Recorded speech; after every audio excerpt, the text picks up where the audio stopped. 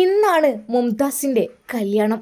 അവൾ ഏറെ പ്രതീക്ഷയോടെ തൻ്റെ ഭർത്താവിൻ്റെ ജീവിതത്തിലേക്ക് കടന്നു വരികയാണ്. മണവാട്ടിയായി അവളുടെ കൈ പിടിച്ച് ഭർത്താവ് കൊണ്ടുപോകുന്നു. അവളുടെ മനസ്സിൽ പേടിയും ആകാംക്ഷയും എല്ലാം നിറഞ്ഞിരുന്നു. കാര്യം മറ്റൊന്നുമില്ല, ഇന്ന് വരെ പരിചയമില്ലാത്ത ഒരാളുടെ കൂടെ ജീവിക്കുവാൻ വേണ്ടി പോവുകയാണ്. മണവാളൻ്റെ വീട്ടിലെത്തി സ്നേഹത്തോടെ അവിടുത്തെ ഉമ്മ അതാ അവളെ കൈ പിടിച്ച് അകത്തേക്ക് ആനയിച്ചു. എല്ലാവരും പറയുന്ന പോലെ കല്യാണം കഴിച്ച വീട് അത്ര മോശമൊന്നും അല്ലായിരുന്നു. കാരണം ഉമ്മയും ഉപ്പയും ഒക്കെ നല്ല സ്വഭാവമാണ്. പോരാത്തതിന് ഭർത്താവിൻ്റെ അനിയനും നല്ലൊരു കൂട്ടായി. അങ്ങനെ അതാ അവളുടെ സന്തോഷകരമായ ജീവിതം അവിടെ ആരംഭിച്ചു കഴിഞ്ഞു. മുംതാസിൻ്റെ ഭർത്താവ് സിറാജ്, അവനും തന്നെ നല്ല സ്വഭാവത്തിനുടമയായിരുന്നു. തൻ്റെ പ്രിയപ്പെട്ട പെണ്ണിനെ വേദനിപ്പിക്കാതെ അവൻ നോക്കി. അങ്ങനെ ദിവസങ്ങൾ കഴിഞ്ഞു പോയി. ആ ഇടക്ക് ഭർത്താവിൻ്റെ അനിയൻ റാഷിദ് അവൻ്റെ പഠിക്കുന്ന സ്ഥലത്തേക്ക് മടങ്ങിപ്പോവുകയും ചെയ്തു. സത്യം പറഞ്ഞാൽ വീട്ടിൽ കളിച്ചിരികളുടെയും സന്തോഷത്തിൻ്റെയും ദിവസങ്ങളായിരുന്നു. ഇത്താത്ത വന്നതു മുതൽ അതെ, ഏട്ടത്തിയുമ്മയെ അവൻ ഇത്താത്ത എന്ന് വിളിക്കും. ഇത്താത്ത എന്ന് വിളിക്കുമ്പോൾ അവൻ റാഷിദിന് വല്ലാത്തൊരു സന്തോഷമായിരുന്നു. എന്താണെന്നറിയില്ല, ഇത്താത്ത വീട്ടിലേക്ക് വന്നത് മുതൽ വീട്ടിലൊരു സന്തോഷമാണ്, സമാധാനമാണ്. അങ്ങനെ ഇരിക്കെ അതിനിടയിൽ മുംതാസ് ഗർഭിണിയാവുകയാണ്. റാഷിദ് പോകുന്നതിന് മുമ്പേ തന്നെ അവൾ ഗർഭിണിയായിരുന്നു. അവൾക്ക് സുഖമില്ല, വിശേഷമുണ്ട് എന്നത് അവൻ അറിഞ്ഞപ്പോൾ അവൻ്റെ മനസ്സ് വല്ലാതെ സന്തോഷിച്ചു.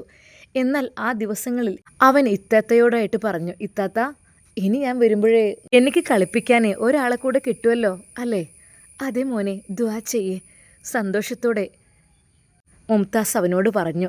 സ്വന്തം അനിയൻ്റെ സ്ഥാനത്ത്, അതെ, സ്വന്തം ഏട്ടത്തിയുടെ സ്ഥാനത്തായിരുന്നു അവർ രണ്ടുപേരും അങ്ങോട്ടും ഇങ്ങോട്ടും കണ്ടിരുന്നത്. അതുകൊണ്ട് തന്നെ അവരുടെ ഇടയിലുള്ള സൗഹൃദം എല്ലാവർക്കും വലിയ ഇഷ്ടവുമായി. അതെല്ലാം കണ്ട് നമ്മുടെ സിറാജിനും സന്തോഷമാണ്. എന്തൊക്കെ തന്നെയാലും അവൻക്കൊരു കൂട്ടായല്ലോ എൻ്റെ ഭാര്യ ഉള്ളത് കൊണ്ട്. അങ്ങനെ അവൻ പഠിക്കുന്ന സ്ഥലത്തേക്ക് മടങ്ങിപ്പോവുകയാണ്. റാഷിദ് മടങ്ങിപ്പോവുകയാണെന്നറിഞ്ഞപ്പോൾ എല്ലാവർക്കും സങ്കടമായി. എന്നാൽ ഒരു നിമിഷം മുംതാസും പറഞ്ഞു, അതെ റാഷിദ് മോനെ, നീ പോവുകയാണോ? ഇനിയിപ്പോൾ എന്നാ കാണാം ഇത്താത്ത? ഇൻഷാ അല്ലാ, ഇനി ഞാൻ വരുമ്പോഴേക്കും ഇത്താത്തൻ്റെ കൈകളിലെ ഒരു കുഞ്ഞുണ്ടായിരിക്കുമല്ലോ അല്ലേ? അതെനിക്ക് സന്തോഷമുള്ള കാര്യം തന്നെയാണ്. അങ്ങനെ റാഷിദ് ദൂരെയുള്ള അവൻ പഠിക്കുന്ന സ്ഥലത്തേക്ക് പോയി. വീട്ടിൽ അവൻ പോയപ്പോൾ വല്ലാത്തൊരു സങ്കടമായി. എങ്കിലും മുംതാസ് ഉള്ളത് കൊണ്ട് ഉമ്മാക്കും ഉപ്പാക്കും ഭർത്താവിനൊക്കെ നല്ല സന്തോഷം തന്നെയാണ്. അങ്ങനെ ഇരിക്കെ ഒരു ദിവസം അത് മുംതാസിൻ്റെ ഭർത്താവ് സിറാജ് എത്രയായിട്ടും വീട്ടിലേക്ക് വരുന്ന സമയമായിട്ടും വരുന്നില്ല. ഉമ്മ ചോദിച്ചു, മോളെ അവൻ വിളിച്ചിരുന്നോ? ഇല്ല ഉമ്മ. മോളെ ഒന്ന് വിളിച്ചു നോക്ക്, എത്രയായി സമയം? അവൻ വരുന്ന സമയമായിട്ടും കാണുന്നില്ലല്ലോ. അപ്പോൾ തന്നെ മുംതാസ് തൻ്റെ ഭർത്താവിനെ വിളിച്ചു നോക്കി. ഇനിയിപ്പോൾ ഡ്യൂട്ടിക്കിടയിൽ ലൈറ്റായിട്ട് എന്തെങ്കിലും കൂടുതൽ വർക്ക് ഉണ്ടായതുകൊണ്ട് ഇനി വിളിക്കാൻ പറ്റുമോ അതും അറിയില്ല. അങ്ങനെയായിരുന്നു അവൾ ആശങ്കയിലിരുന്നത്. എന്നാൽ ഉമ്മ പറഞ്ഞപ്പോൾ അവൾ ഫോണിലേക്ക് വിളിക്കുന്നു. പെട്ടെന്ന് മറുതലക്കിൽ നിന്ന് മറ്റൊരാളുടെ ശബ്ദമാണ് കേട്ടത്. ഹലോ, പിന്നെ സിറാജിന് ചെറിയൊരു ആക്സിഡൻറ്റ് പറ്റിയിട്ടുണ്ട്. അതായത് കാര്യമായിട്ടൊന്നുമില്ല, അവന് ചെറുതായിട്ടൊന്ന് ബൈക്കിൽ നിന്ന് ഒന്ന് തെന്നി വീണിട്ടുണ്ട്. കുഴപ്പമൊന്നുമില്ല, ഹോസ്പിറ്റലിൽ എത്തിച്ചിട്ടുണ്ട്. അപ്പോൾ ഞങ്ങൾ കൂടെയുണ്ട്.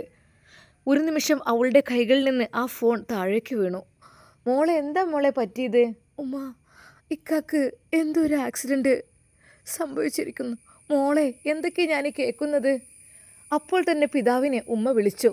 എവിടെയാ, എന്താ ഒന്നും പറഞ്ഞില്ലേ? ആ നമ്പറിലേക്ക് വീണ്ടും വിളിച്ചപ്പോൾ അതാ അവർ ഒരു ഹോസ്പിറ്റലിലാണെന്ന് പറഞ്ഞു. അങ്ങനെ അതാ ഉപ്പ പോകുവാൻ വേണ്ടി നിൽക്കുമ്പോൾ വീണ്ടും അതാ ഫോൺ കോൾ വരുന്നു. അത് സിറാജിന് വലിയ കുഴപ്പമൊന്നുമില്ല, ഞങ്ങളവനെ വീട്ടിലേക്ക് കൊണ്ടുവരാം, ഞാനും ഇങ്ങോട്ട് വരേണ്ട ആവശ്യമില്ല. എന്നാൽ അത് കേട്ടപ്പോൾ അല്പം ആശ്വാസം തോന്നി. അപ്പോഴേക്കും വീട്ടിലേക്ക് ബന്ധുക്കളെല്ലാം വന്നു തുടങ്ങി, അയൽവാസികളും. ഇതെന്താ എൻ്റെ മോന് വരിക എന്ന് പറഞ്ഞിട്ട് ആളുകൾ എന്തിങ്ങനെ ഇങ്ങോട്ട് ഓടി വരുന്നത്? എന്നാൽ അതിനിടയിൽ അടുത്തുള്ള താത്ത പറഞ്ഞു, സാരല്ലേടി, അതൊക്കെ പഠിച്ചവൻ്റെ വിധിയല്ലേ, അതൊക്കെ എന്ത് താത്ത നിങ്ങളീ പറയണത്? എന്നാൽ അതാ നമ്മുടെ മുംതാസിനും കാര്യങ്ങളൊന്നും മനസ്സിലാകുന്നില്ല. അവളുടെ അരികിൽ വന്ന് ഓരോരുത്തർ ആശ്വസിപ്പിക്കുന്നു. എന്താ ചെയ്യുക, ആ കുട്ടിൻ്റെ ഭാഗ്യക്കേട്, അല്ലാതിപ്പോൾ എന്താ പറയുക. എന്നാൽ ആളുകൾ കൂടിക്കൂടി വന്നു. അവർക്ക് എന്തൊക്കെയോ പന്തികേടുണ്ട് എന്ന് തോന്നി. ഒടുവിൽ അതാ ആംബുലൻസ് വീടിൻ്റെ മുറ്റത്തേക്ക് വരുന്നു. ഒരു നിമിഷം ആ ഒരു ശബ്ദം കേട്ട അവർക്ക് കാര്യങ്ങൾ മനസ്സിലായി. ഇല്ല, ആക്സിഡൻറ്റ് പറ്റി ചെറിയ പരിക്കാണ് എന്ന് പറഞ്ഞ എൻ്റെ മകൻ ഈ ലോകം വിട്ട് പോയിരിക്കുന്നു എന്നുള്ള യഥാർത്ഥ സത്യം അവർക്ക് മനസ്സിലായി. വിദേശത്തേക്ക് പഠനത്തിന് പോയ മകൻ റാഷിദ്, അവനും വാർത്തകളെല്ലാം അറിഞ്ഞു. എന്ത് ചെയ്യാൻ, തൻ്റെ പ്രിയപ്പെട്ട സഹോദരൻ്റെ മയ്യത്ത് കാണാൻ ഇങ്ങോട്ട് വരിക എന്നത് അവന് അനുകൂലമായിരുന്നില്ല. അപ്പോൾ ഒരുപാട് മണിക്കൂറുള്ള യാത്ര, ടിക്കറ്റിൻ്റെ പ്രശ്നം എല്ലാം കൂടി ആയപ്പോഴേ അവൻ ആ വേദനകൾ അവിടെ നിന്ന് തിന്നു തീർത്തു. റബ്ബേ, എൻ്റെ ജ്യേഷ്ഠൻ എത്രമാത്രം സന്തോഷകരമായിട്ടായിരുന്നു ഞങ്ങളുടെ വീട്. പഠിച്ചോനെ, എന്താ ഇങ്ങനെ ആയിപ്പോയത്? അതെ, തൻ്റെ പ്രിയപ്പെട്ട ജ്യേഷ്ഠൻ സിറാജിൻ്റെ വിയോഗം അവർക്ക് താങ്ങാനായില്ല. എന്നാൽ വീട്ടിലും ഇതേ അവസ്ഥ തന്നെ. ആ ഉമ്മയും ഉപ്പയും മരുമകളായ മുംതാസും വിങ്ങി പൊട്ടിക്കരയുകയാണ്. അവർക്കൊന്നിനും കഴിയുന്നില്ല. ഞങ്ങളുടെ പുന്നാര മോൻ ഞങ്ങളെ വിട്ടുപോയി. ഭർത്താവ് നഷ്ടപ്പെട്ട വേദനയിൽ അവളും. റബ്ബേ, എത്രമാത്രം സുഖസുന്ദരമായിരുന്നു ഞങ്ങളുടെ ജീവിതം. എല്ലാം ഇല്ലാതായി പോയല്ലോ റബ്ബേ. അവളുടെ മനസ്സ് വല്ലാതെ വിങ്ങി വേദനിച്ചു. എന്നാൽ അതിനിടയിലും പലരുടെയും കുത്തുവാക്കുകൾ കേൾക്കുന്നു. എന്താ ചെയ്യുക, ആ കുട്ടീൻ്റെ ഭാഗ്യക്കേട്. ആ കുട്ടി ഒന്ന് പള്ളിയിൽ ഊറിപ്പോത്തിന് കണ്ടില്ലേ, ഇങ്ങനായി. ഓൻ്റെ തല കാണുമ്പോഴത്തേന് തന്നെ തന്ത പോയി. വല്ലാത്തൊരു കുട്ടീനെ, എന്ത് കുട്ടിയാണെന്ന് അവൻ പറക്കാൻ വേണ്ടി പോകുന്നത്. അല്ലെങ്കിൽ ചില പെണ്ണുങ്ങൾ പെരയ്ക്ക് കയറി വന്നാലേ ആ പെരക്കാർക്ക് വരെ ആയുസ്സുണ്ടാവില്ല. ഏതായാലും വല്ലാത്തൊരു പുതുമന്നെ. എന്നാൽ വേദനിക്കുന്ന ആ മനസ്സിലും തൻ്റെ പ്രിയപ്പെട്ട ഭർത്താവിൻ്റെ ആ ഒരു മയ്യത്ത് കാണുന്ന അവസ്ഥയിലും ചിലരുടെ കുത്തുവാക്കുകൾ അവളുടെ നെഞ്ച് കുത്തി കയറുന്ന പോലെയായി. ഒരു നിമിഷം അവൾ അവളുടെ വയറിൽ കൈവച്ച് ചോദിച്ചു, എൻ്റെ പ്രിയപ്പെട്ട കുഞ്ഞെ, എൻ്റെ കുട്ടിക്ക് എന്താണ് ഇത്രയും ഭാഗ്യമില്ലാതായി പോയത്? എന്നാൽ ഉമ്മയും ഉപ്പയും ഒരു ഭാഗത്ത് കരഞ്ഞുകൊണ്ടിരിക്കുന്നു, ഒരു ഭാഗത്ത് മുംതാസ്. അങ്ങനെ അതാ അവസാനമായി ഒരിക്കൽ കൂടി പറയുന്നു, കാണാനുള്ളവരൊക്കെ ഒന്നുകൂടെ കണ്ടോളൂ. അങ്ങനെ അതാ മുംതാസിനെ ആരൊക്കെയോ പിടിച്ച് തൻ്റെ ഭർത്താവിൻ്റെ മയ്യത്തിനരികിലേക്ക് കൊണ്ടുപോകുന്നു. അദ്ദേഹത്തിൻ്റെ മുഖം കണ്ടപ്പോൾ അവൾക്ക് സഹിക്കാൻ കഴിഞ്ഞില്ല. എൻ്റെ ഇക്ക എന്ന് പറഞ്ഞ് അവൾ ആ മയ്യത്തിന് മുകളിലേക്ക് വീഴുകയായിരുന്നു. എല്ലാവരും പറഞ്ഞു, പിടിച്ചു മാറ്റ്, പോസ്റ്റ്മോർട്ടം കഴിഞ്ഞതാണ്, അങ്ങനെ തൊടാനൊന്നും സമ്മതിക്കില്ലേ. എന്നാൽ തൻ്റെ പ്രിയപ്പെട്ട ഭർത്താവിൻ്റെ മുഖം ഒരിക്കൽ കൂടി അവൾ നോക്കി. ഇക്ക, ഇല്ല ഇക്ക, എന്തിനാ ഇക്ക എന്നെ വിട്ട് നേരത്തെ പോയത്? എന്നെയും കുഞ്ഞിനെയും നമ്മളോ മാതാപിതാക്കളെയും വിട്ട് എന്തിനാ ഇക്ക പോയത്? എനിക്കിനി ആരാ ഇക്ക? പാവം മുംതാസിൻ്റെ ജീവിതം അതീവ ബുദ്ധിമുട്ടിലായിരുന്നു. ആദ്യമേ അവൾക്ക് സ്വന്തം ഉമ്മയില്ലായിരുന്നു. പിതാവിൻ്റെയും എളാമയുടെയും കൂടെയുള്ള ജീവിതമായിരുന്നു. അത്യധികം ബുദ്ധിമുട്ടായിരുന്നു അവളുടെ ജീവിതത്തിൽ. കാര്യം മറ്റൊന്നുമല്ല, അതായത് അവളുടെ ഉമ്മ മരണപ്പെട്ടതിന് പിറകെ ഉപ്പ വേറെ വിവാഹം കഴിച്ച് അതിൽ 2 മക്കളുമുണ്ട്. പക്ഷെ ഒരിക്കൽ പോലും മുംതാസിനെ അവർക്ക് ഇഷ്ടമല്ലായിരുന്നു. എപ്പോഴും മുംതാസിനെ ഒറ്റപ്പെടുത്തുമായിരുന്നു. എന്തൊക്കെ തന്നെയാലും മുംതാസിൻ്റെ വിവാഹം കഴിഞ്ഞാൽ അവൾക്ക് സുഖമാകും എന്നും പിതാവ് കരുതി. അങ്ങനെ അവളുടെ വിവാഹം കഴിഞ്ഞു സുഖസുന്ദരമായ ജീവിതമായിരുന്നു. പക്ഷേ എത്രയും പെട്ടെന്ന് ഭർത്താവ് മരണപ്പെട്ടു പോകും എന്നുള്ള കാര്യം അറിഞ്ഞില്ല അവർക്ക്. അങ്ങനെ അതാ സിറാജിൻ്റെ മയ്യത്ത് കൊണ്ടുപോവുകയാണ്. അവൾ വിങ്ങി പൊട്ടിക്കരഞ്ഞു, റബ്ബേ, എനിക്ക് ഞാനാ റബ്ബേ, എൻ്റെ കുഞ്ഞിനാരാ? ഒരു ഭാഗത്ത് ഉമ്മയും ഉപ്പയും. സഹിക്കാൻ കഴിയുന്നില്ല എല്ലാവരുടെയും കണ്ണുകളിൽ കണ്ണുനീര്.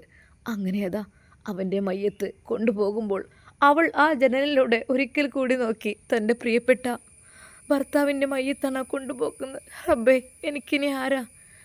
ഉമ്മയും ഉപ്പയും മറുഭാഗത്ത്. അവർക്കും നിയന്ത്രണം കിട്ടുന്നില്ല.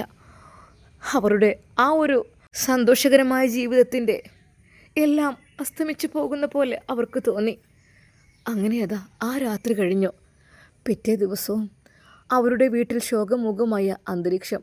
ആരും ഭക്ഷണം കഴിക്കുന്നില്ല, വെള്ളം കുടിക്കുന്നില്ല, അങ്ങനത്തെ ഒരവസ്ഥ. പലരും പറഞ്ഞു, നിങ്ങളും ഇങ്ങനെ കിടന്നാൽ എങ്ങനെ? പിന്നെ അവളൊരു ഗർഭിണിയായ പെണ്ണുകൂടിയല്ലേ, അവളുടെ സ്ഥിതിയും കൂടി ഒന്ന് ആലോചിക്കണ്ടേ? എന്താ മുംതാസെ നീ ഇങ്ങനെ? എന്തെങ്കിലും ഭക്ഷണം എടുത്ത് കഴിക്കുക, ഭക്ഷണമൊക്കെ കൊണ്ടുവന്ന് വെച്ചിരുന്നല്ലോ. ഇത്ത, എനിക്ക് എങ്ങനെ ഭക്ഷണം കഴിക്കാൻ കഴിയും എൻ്റെ ഇക്കയില്ലാതെ എന്ന് പറഞ്ഞിട്ട് കാര്യമുണ്ടോ? നിൻ്റെ വയറ്റിലൊരു കുഞ്ഞ് വളരുന്നില്ലേ? ആ ഒരു കുഞ്ഞിനെ അപേക്ഷിച്ച് നോക്കുകയാണെങ്കിൽ ആ കുഞ്ഞിനെ കിട്ടാൻ ഞാൻ കുഞ്ഞിന് എന്തെങ്കിലും പറ്റൂലേ? ഏതായാലും അവൻ പോയി, ഇനി അവൻ്റെ കുഞ്ഞിനെ നീ കൊല്ലണോ? അതെ, ആ വാക്കുകൾ കേട്ടപ്പോൾ അവളുടെ ഹൃദയം പൊട്ടിപ്പോയി. മനമില്ലാ മനസ്സോടെ ഭക്ഷണത്തിൽ നിന്ന് അല്പം കഴിച്ചു. എന്നാൽ ഉമ്മയുടെയും ഉപ്പയുടെയും സ്ഥിതി ഇതുതന്നെ.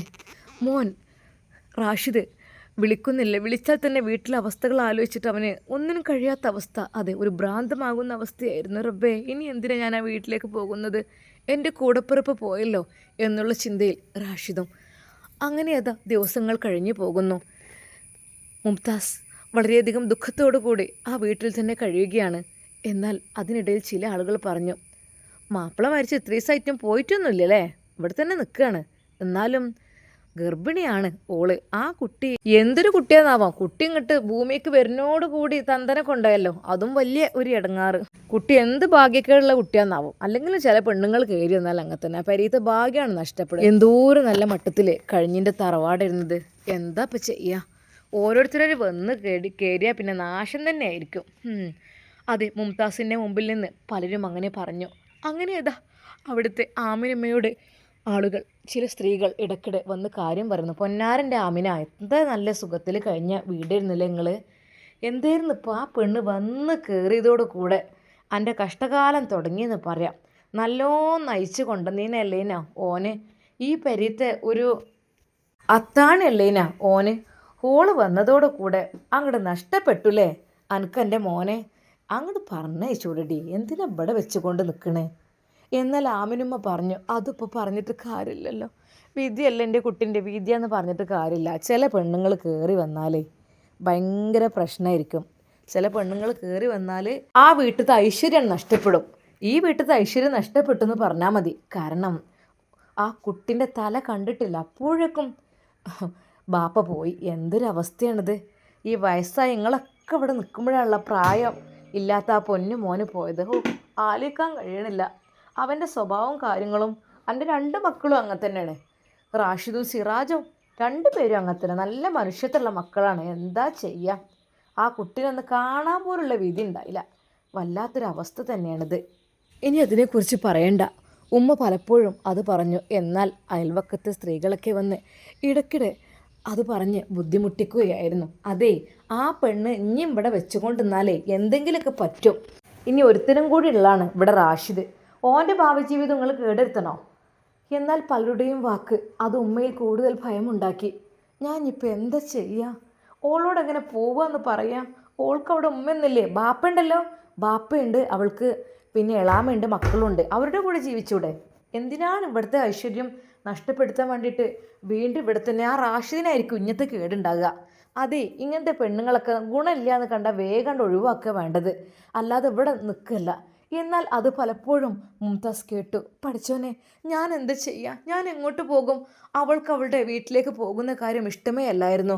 കാര്യം മറ്റൊന്നുമല്ല, എൻ്റെ എളാമ അത് ഒരുപാട് എന്നെ കഷ്ടപ്പെടുത്തിയിട്ടുണ്ട്. എങ്ങനെയൊക്കെയോ കല്യാണം കഴിച്ച് ഞാൻ രക്ഷപ്പെട്ടതാണ്. എൻ്റെ എളാമാൻ്റെ മക്കൾ എന്തൊക്കെ സാധനങ്ങൾ കൊണ്ടുവരികയാണെങ്കിലും ഉപ്പ കൊണ്ടുവരികയാണെങ്കിലും എനിക്ക് തരില്ല. ആ മക്കളെടുക്കും. ഞാനൊരു അന്യയെപ്പോലെയായിരുന്നു അവിടെ കഴിഞ്ഞത്. എൻ്റെ ഉമ്മയുടെ മരണശേഷം എൻ്റെ ജീവിതം വളരെയധികം വിഷമകരമായ രീതിയിലൂടെയാണ് കടന്നു പോയത്. ഞാനിനിയിപ്പോൾ എന്താ ചെയ്യാം? എന്നാൽ പലരും ഉമ്മയെ പറഞ്ഞ് ഓരോന്ന് മനസ്സിൽ കയറ്റുന്നുണ്ട്. അവൾ പലപ്പോഴും അത് കണ്ടില്ലെന്നും കേട്ടില്ലെന്നും നടിച്ചു.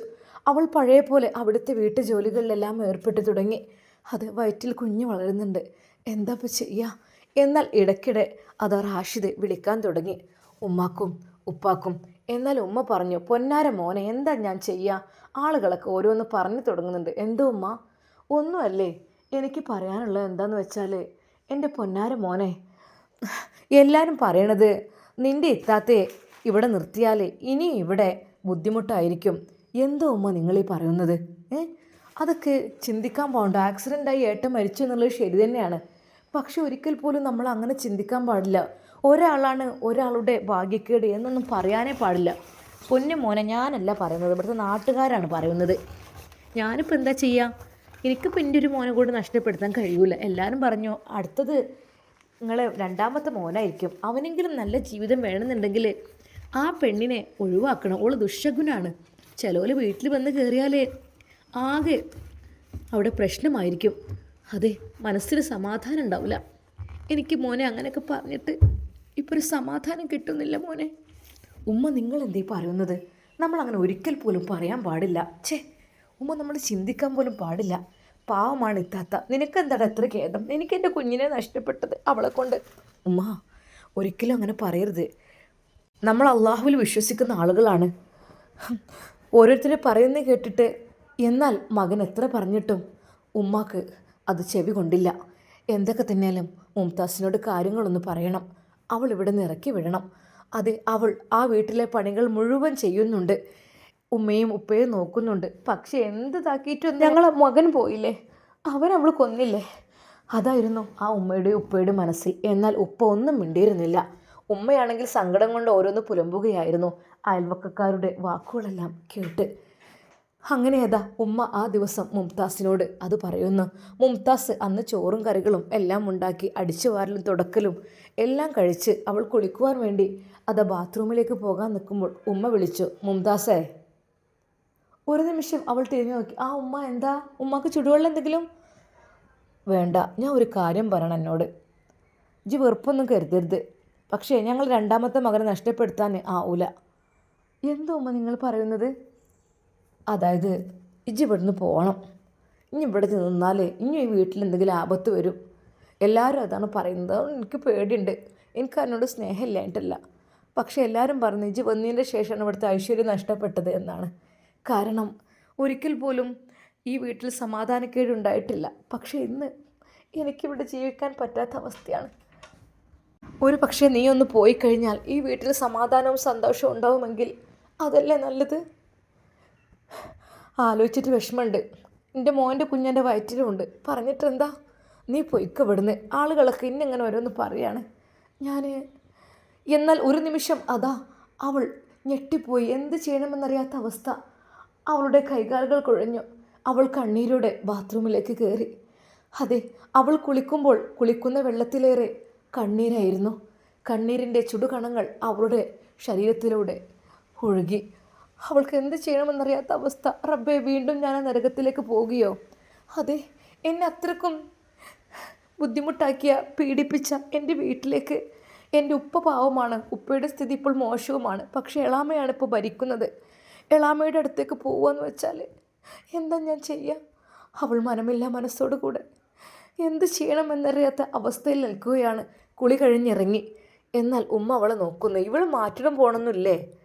വീണ്ടും ഉമ്മ പറഞ്ഞു, അല്ല മുംതാസേ, എന്താ ഞാൻ പറഞ്ഞതിൻ്റെ ഒരു ജവാബും കബൂലൊന്നും ഇല്ലല്ലോ. എന്താണ് എൻ്റെ മനസ്സിൽ? ഉമ്മ, ഞാൻ എങ്ങോട്ട് പോവാ? നിനക്കെന്താ വീടൊന്നുമില്ലേ? വീടുണ്ടല്ലോ, വീട്ടിലേക്ക് പോയിക്കോ. അല്ല അപ്പം എന്താ ചെയ്യുക? ഇനി ആവൂല, എൻ്റെ ഒരു കുട്ടീനെ നഷ്ടപ്പെടുത്താൻ എനിക്കാവൂല. ഒന്ന് പോയി ഏതായാലും. ആ ഉമ്മ കരഞ്ഞുകൊണ്ട് പറയുകയായിരുന്നു. എന്നാൽ മുംതാസിന് തോന്നി, ഇല്ല, ഞാനിവിടെ ഒരു അധികപ്പറ്റാണ്. എന്തൊക്കെ തന്നെ പറഞ്ഞാലും ഞാനിനി ഇവിടെ നിൽക്കുന്നത് ശരിയല്ല. എല്ലാവരും വെറുക്കപ്പെട്ടു. എന്നാൽ പലരും അവളെ കാണുമ്പോൾ മുഖം തിരിച്ചു. ദുഷ്യഗുണം. ഓരോരുത്തരും വന്ന് കയറിയല്ല, നോക്കാൻ കൂടി പാടില്ല.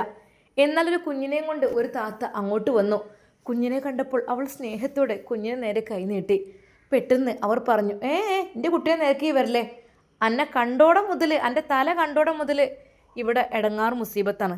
അതുകൊണ്ട് ഈ ദയവായി എൻ്റെ കുട്ടിയെ നേർക്ക് നോക്കുക ചെയ്യല്ലേ. ശരിക്കും അവളുടെ ഹൃദയം തകർന്നു പോയി. റബ്ബേ, എൻ്റെ സിറാജിക്ക പാവം, അദ്ദേഹം എത്രമാത്രം സ്നേഹിച്ചിരുന്നു. പക്ഷെ ഇപ്പോഴെന്താ റബ്ബേ ഇങ്ങനെ എൻ്റെ അവസ്ഥ? അങ്ങനെ അവൾക്ക് അവിടെ നിൽക്കാൻ പറ്റാത്ത സിറ്റുവേഷനായി. എന്ന് പറഞ്ഞാൽ എല്ലാവരും അവളെ മറ്റൊരു രീതിയിൽ കാണുന്നു. വീട്ടുകാരൊക്കെ പറഞ്ഞു, ഇറക്കി വിട്ടൂടോളെ. അടുത്തുള്ളവർ അങ്ങനെയാണ് പറയുന്നത്. ഇനിയും ഇവിടെ വെച്ച് നിന്നാലേ ഈ നാടിന് തന്നെ ഇവളൊരു ഇടങ്ങാറായി തീരും. ഇപ്പോൾ കണ്ടില്ലേ ഒരാൾ പോയത്? അതേപോലെ ഇനി ഞങ്ങൾക്കും മക്കളുണ്ട്. ഞങ്ങളെ മക്കൾക്കൊക്കെ അതൊരു കേടായി മാറും. ചില പെണ്ണുങ്ങൾ വന്ന് കയറിയാൽ ഈ നാടിന് തന്നെ ഉള്ളൊരു ശാപമാണ്. വേഗം പറഞ്ഞേക്കാൻ വേണ്ടത്. നല്ലൊരു കുട്ടിയായിരുന്നു അവന്. എത്ര പെട്ടെന്നാണ് അവന് പോയത്. ഓരോ കഷ്ടകാലങ്ങൾ വന്നുകൊണ്ട് കയറും. എന്നാൽ നാട്ടുകാരുടെയും പ്രതികരണം തുടങ്ങി. അവൾക്ക് ഇനിയും അവിടെ പിടിച്ചു നിൽക്കാൻ കഴിയുന്നില്ല എന്ന് തോന്നി. എന്നാൽ ആ ദിവസം ആ വീട് പടി ഇറങ്ങുകയാണ്. വീട്ടിൽ നിന്ന് ആരും വന്നിട്ടില്ല, ഇതുവരെ ചോദിച്ചിട്ടില്ല, പറഞ്ഞിട്ടില്ല. അവൾ ആ പഴയ ബാഗുമെടുത്ത് ഇറങ്ങുകയാണ്. തൻ്റെ ഭർത്താവിൻ്റെ വീട്ടിൽ നിന്ന് ഭർത്താവിൻ്റെ കുഞ്ഞിനെയും ചുമന്ന് അവൾ ഒരിക്കൽ കൂടി തിരിഞ്ഞു നോക്കി ഉമ്മയും ഉപ്പയെയും. ഉപ്പ, ഞാൻ പോട്ടെ. ഉപ്പ മൗനം പാലിച്ചു. ഉമ്മയോടും പറഞ്ഞു, ഉമ്മ, ഞാൻ പോയിട്ട് വരണമെന്നില്ല, നീ പോയിക്കോ. ശരിക്കും ഉമ്മയുടെ വാക്കുകൾ കൂടി കേട്ടപ്പോൾ നാട്ടുകാരൻ പറഞ്ഞു, അതെ ഇനി ഇങ്ങോട്ട് വരുമൊന്നും വേണ്ട, ഇവിടെ ഞങ്ങൾക്കൊക്കെ മക്കളുള്ളതാണ്, നീ ഇവിടെ നാട്ടിലുള്ളതിന് ശാപം പോലെയാണ് എനിക്ക് തോന്നുന്നത്, ദയവായി ഇവയെ ഒന്ന് പോയി തരുമോ? പലരും അങ്ങനെ പറഞ്ഞു. ഇറങ്ങുമ്പോഴും പറഞ്ഞു, ഹോ എന്തൊരു ലക്ഷണം കെട്ട സാധനമാണ്, അവൾ വന്ന് കയറിയപ്പോൾ തന്നെ അവനാണ്ട് പോയി, എന്താലേ, ഹോ ഭാഗ്യക്കേട്, അല്ല എന്ത് പറയാനാ. അവൾ സങ്കടത്തോടെ അവിടെ നിന്നും പടിയിറങ്ങി. അതെ, തൻ്റെ പ്രിയപ്പെട്ട ഭർത്താവ് സിറാജിൻ്റെ ഓർമ്മകൾ ആ വീടിനുള്ളിൽ ഉണ്ട്. അതെല്ലാം ഉപേക്ഷിച്ച് അവൾ പോവുകയാണ്. എന്നാൽ അവൾ പോകുന്ന കൂട്ടത്തിൽ അദ്ദേഹം, അതെ അന്ന് അഴിച്ചിട്ട് പോയ ആ ഡ്രസ്സ് അവൾ അലക്കാതെ വെച്ചിരുന്നു. തൻ്റെ പ്രിയപ്പെട്ട ഭർത്താവിൻ്റെ ഗന്ധം അതിലുണ്ടായിരുന്നു. അവൾ അതും എടുത്ത് ബാഗിൽ വെച്ചു. അങ്ങനെ അതാ അവൾ അവളുടെ വീട്ടിലേക്ക് പോവുകയാണ്. അല്പസമയം കഴിഞ്ഞപ്പോൾ വീടെത്തി. പെട്ടെന്ന് മകൾ വീട്ടിലേക്ക് കയറി വരുന്നത് കണ്ട പിതാവ്, മോളെ എന്താ ഇങ്ങോട്ട് വന്നത്? ബാപ്പ നിങ്ങൾ കാര്യങ്ങളൊക്കെ അറിഞ്ഞില്ലേ? ബാപ്പ വന്നില്ലല്ലോ. ആ കാര്യങ്ങളൊക്കെ അറിഞ്ഞു, പിന്നെ ഇനിയിപ്പോൾ ഈ അവിടെ തന്നെ നിന്നോട്ടെന്ന് വിചാരിച്ചിട്ടാണ്, എന്താ ഇപ്പം ഇവിടെ വന്നിട്ടും. എന്നാൽ അപ്പോഴേക്കും അതാ എളാമ സുലേഖ അങ്ങോട്ട് കയറി വരുന്നു. ഓ പുതിയാപ്പിള വന്നിട്ട് ഇപ്പം ഇങ്ങോട്ടും കെട്ടി വരികയാണോ? പിന്നെ എത്ര ദിവസത്തിന് വന്നതാ? ഭർത്താവിൻ്റെ വിരഹവേദനയോടൊപ്പം ഇങ്ങനെയുള്ള ഒരു വാക്കുകൾ കൂടിയായപ്പോൾ അവളുടെ നെഞ്ച് പൊട്ടിപ്പോയി. അവൾ ഒന്നും മിണ്ടാതെ അകത്തേക്ക് കയറി. ഒരേ ഒരു ആശ്വാസമുള്ളത് മറ്റൊന്നുമല്ലായിരുന്നു, ബാപ്പ ഉണ്ടാക്കിയ വീടാണത്, അതാണ് പിന്നെ ഒരു ആശ്വാസം. മോള് വിഷമിക്കണ്ട കേട്ടോ, ഒക്കെ ശരിയാവും, എന്താ ഇപ്പം ചെയ്യുക, ഓരോ വിധി, അല്ലാതെ ഇപ്പം എന്ത് ചെയ്യാനാ, എനിക്ക് മോളെ മരിച്ചിടത്തേക്കൊന്നും വരാനൊന്നും പറ്റിയില്ല, എൻ്റെ സിറ്റുവേഷൻ എനിക്ക് അറിയണമല്ലേ. ആ പിതാവ് അതും പറഞ്ഞു. എന്തൊക്കെ തന്നെയായാലും അതാ മകൾ വന്നിരിക്കുന്നു. എന്നാൽ സുലേഖക്ക് ദേഷ്യം തുടങ്ങി. ഓ വന്ന് കയറിയിട്ടുണ്ട്, ഇനിയിപ്പോൾ ഗർഭിണിയുമാണ്, ഇനിയിപ്പോൾ പ്രസവവും കാര്യങ്ങളൊക്കെ ഞാൻ നോക്കേണ്ട അവസ്ഥയായിരിക്കും. അതേ ഞാൻ ആദ്യം തന്നെ പറഞ്ഞത്, എന്നെക്കൊണ്ടാവൂല കേട്ടോ അതൊന്നും തലയിൽ വെക്കാനേ. നിങ്ങളെ 2 മക്കളുടെ തന്നെ എനിക്ക് നോക്കാനുണ്ട്, അല്ലാതെ ഇതൊന്നും എന്നെക്കൊണ്ടാവൂല കേട്ടോ. ഓളിപ്പോൾ കെട്ടിയോ മരിച്ചിട്ട് ഇവിടെ കയറി വന്നിക്കണ്. ഈ ഒന്നും ഉണ്ടല്ലോ സുലേഖ, ഓളിൻ്റെ മോളെന്നല്ലേ? ആ മോളൊക്കെ തന്നെ ആയിരിക്കും, തള്ള മരിച്ചതല്ലേ, അല്ലെങ്കിൽ ഈ പെണ്ണ് ഭയങ്കര ഭാഗ്യക്കേടുള്ളതാണ്. പെണ്ണിൻ്റെ തല കണ്ടതോടുകൂടി അതാ ഭാര്യ മരിച്ചു നിങ്ങളെ ആദ്യത്തെ, ഇവളെ ഭാഗ്യക്കേട് കൊണ്ട് ഇപ്പതാ ഭർത്താവ് മരിച്ച്, ഇനി ഇവളിവിടെ നിൽക്കുമ്പോൾ ആരൊക്കെയാണാവും മരിക്കുക. ഭാഗ്യക്കേടുള്ള പെണ്ണിനെ ഇങ്ങോട്ടാണ് പെഴുന്നള്ളിയത്. ഇതൊന്നും ഉണ്ടാതൊക്കെ. അതെ ഒക്കെ പഠിച്ചോൻ്റെ അടുത്താണ്, പഠിച്ചോൻ്റെ അടുത്ത്. ചില പെണ്ണുങ്ങളെ കണ്ടാൽ ഒന്നുമില്ല, അവളെ കെട്ടിയോ മരിച്ചില്ലേ, ഗർഭിണി ആയപ്പോഴേക്കും അതിന് ലക്ഷണക്കേടല്ലേ. ശരിക്കും അതാ മുംതാസിന് അവിടെ നിന്നും വളരെയധികം വിഷമകരമായ അവസ്ഥയാണ് അനുഭവിക്കേണ്ടി വന്നത്. എന്ത് ചെയ്യണം എന്ത് പറയണമെന്നറിയാത്ത അവസ്ഥ. അവൾ ദിവസങ്ങളോളം കണ്ണീരൊഴുക്കി, പക്ഷേ ഒന്നുമില്ല, എന്ത് ചെയ്യാൻ, ആരോട് പറയാൻ. അവളുടെ അവസ്ഥ വളരെയധികം വേദനാജനകമായി തുടങ്ങി. അത് തൻ്റെ ഗർഭം പൊങ്ങി വരുന്നു, തൻ്റെ പ്രിയപ്പെട്ട കുഞ്ഞ് വളർന്നു വരികയാണ്. എന്തപ്പോൾ ചെയ്യാം, എനിക്കൊന്നും ചെയ്യാൻ പറ്റില്ലല്ലോ റബ്ബേ, ഞാൻ എന്ത് ചെയ്യാം. എന്നാൽ സുലേഖ പറഞ്ഞു, അതേ പ്രസവം കാര്യമൊന്നും ഇവിടെ ഞാൻ നോക്കൂല്ല, നിർത്തൂല്ല, എവിടേക്കാച്ചാ പോയിക്കോ, എനിക്ക് വേറെ ഉണ്ടല്ലോ കുടുംബക്കാർ, എന്താ ഇവിടെ വന്ന് നിൽക്കണേ, എനിക്ക് എൻ്റെ കുടുംബങ്ങളുടെ അടുത്തൊക്കെ പോയിക്കൂടെ, എന്താ എൻ്റെ കെട്ടിയോൻ്റെ കുട്ടിയല്ലേ പള്ളിയുള്ളത്, അങ്ങോട്ട് തന്നെ പോയിക്കൂടെ, എനിക്ക് ഈ എന്ത് ചിറ്റ് ഇവിടെ നിൽക്കണേ, തീരെ ഒരു ഉളുപ്പില്ലല്ലോ എനിക്ക് പള്ളിയിലാക്കി ഇങ്ങോട്ട് കയറി വരാൻ, ഭർത്താവ് മരിച്ചെന്ന് പറഞ്ഞ് ഇങ്ങോട്ട് കയറി വന്നിക്കണം, ഇവിടെ തന്നെ ഞങ്ങൾ കുറച്ച് ബുദ്ധിമുട്ടിലാണ് ജീവിക്കുന്നത്. എന്നാൽ ഈ സമയം അനിയത്തിമാർ, എന്താ ഇത്താത്ത നിങ്ങൾ ഭർത്താവ് മരിച്ചെന്ന് കരുതി ഇങ്ങോട്ടാണ് വരേണ്ടത്, അവിടെ അല്ലേ നിങ്ങൾ നിൽക്കേണ്ടത് ഭർത്താവിൻ്റെ വീട്ടിൽ, ഇനിയിപ്പോൾ ഈ കുഞ്ഞിൻ്റെ കാര്യങ്ങളൊക്കെ ആരെ നോക്കുക, ഉപ്പാൻ്റെ ആരോഗ്യസ്ഥിതി നിങ്ങൾക്ക് അറിയണമല്ലേ, നിങ്ങളിങ്ങനെ ചെയ്യാൻ പാടുണ്ടോ. പിന്നെ ഞങ്ങളൊക്കെ ഓരോ ജോലിക്ക് പോകുന്നുണ്ട്, അതുകൊണ്ടൊക്കെയാണ് ഈ വീടിങ്ങനെ കഴിഞ്ഞു പോകുന്നത്. എന്നാൽ അനിയത്തിമാരോട് പറഞ്ഞു, അതെ ഞാൻ ആരെയും ബുദ്ധിമുട്ടാക്കില്ല, ഞാനിവിടെ കുറച്ച് ദിവസം മാത്രം. എൻ്റെ പൊന്നാരെത്താത്തതൊക്കെ ബുദ്ധിമുട്ടാകാനുള്ള സമയമായി തുടങ്ങി, ഇനിയിപ്പോൾ എന്താ, ഇനി പറഞ്ഞിട്ട് കാര്യമില്ലല്ലോ, ഇനിയിപ്പോൾ പ്രസവവും കാര്യങ്ങളൊക്കെ എത്ര പൈസയുടെ ചിലവാണ് വരുന്നത്, അതൊക്കെ ഇവിടെ നടക്കുമോ. അനിയത്തിമാരുടെയും ഉമ്മയുടെയും ക്രൂര പീഡനം, അവരുടെ വാക്കുകൾ, പലപ്പോഴും അവൾക്ക് ഭക്ഷണം കൊടുക്കില്ല, ചുരുക്കി പറഞ്ഞാൽ ഒറ്റപ്പെട്ട രീതിയിലായി അവൾ. എന്നാൽ ഈ സമയം റാഷിദ് അതാ അവരുടെ തറവാട്ടിലേക്ക് വിളിക്കുന്നു.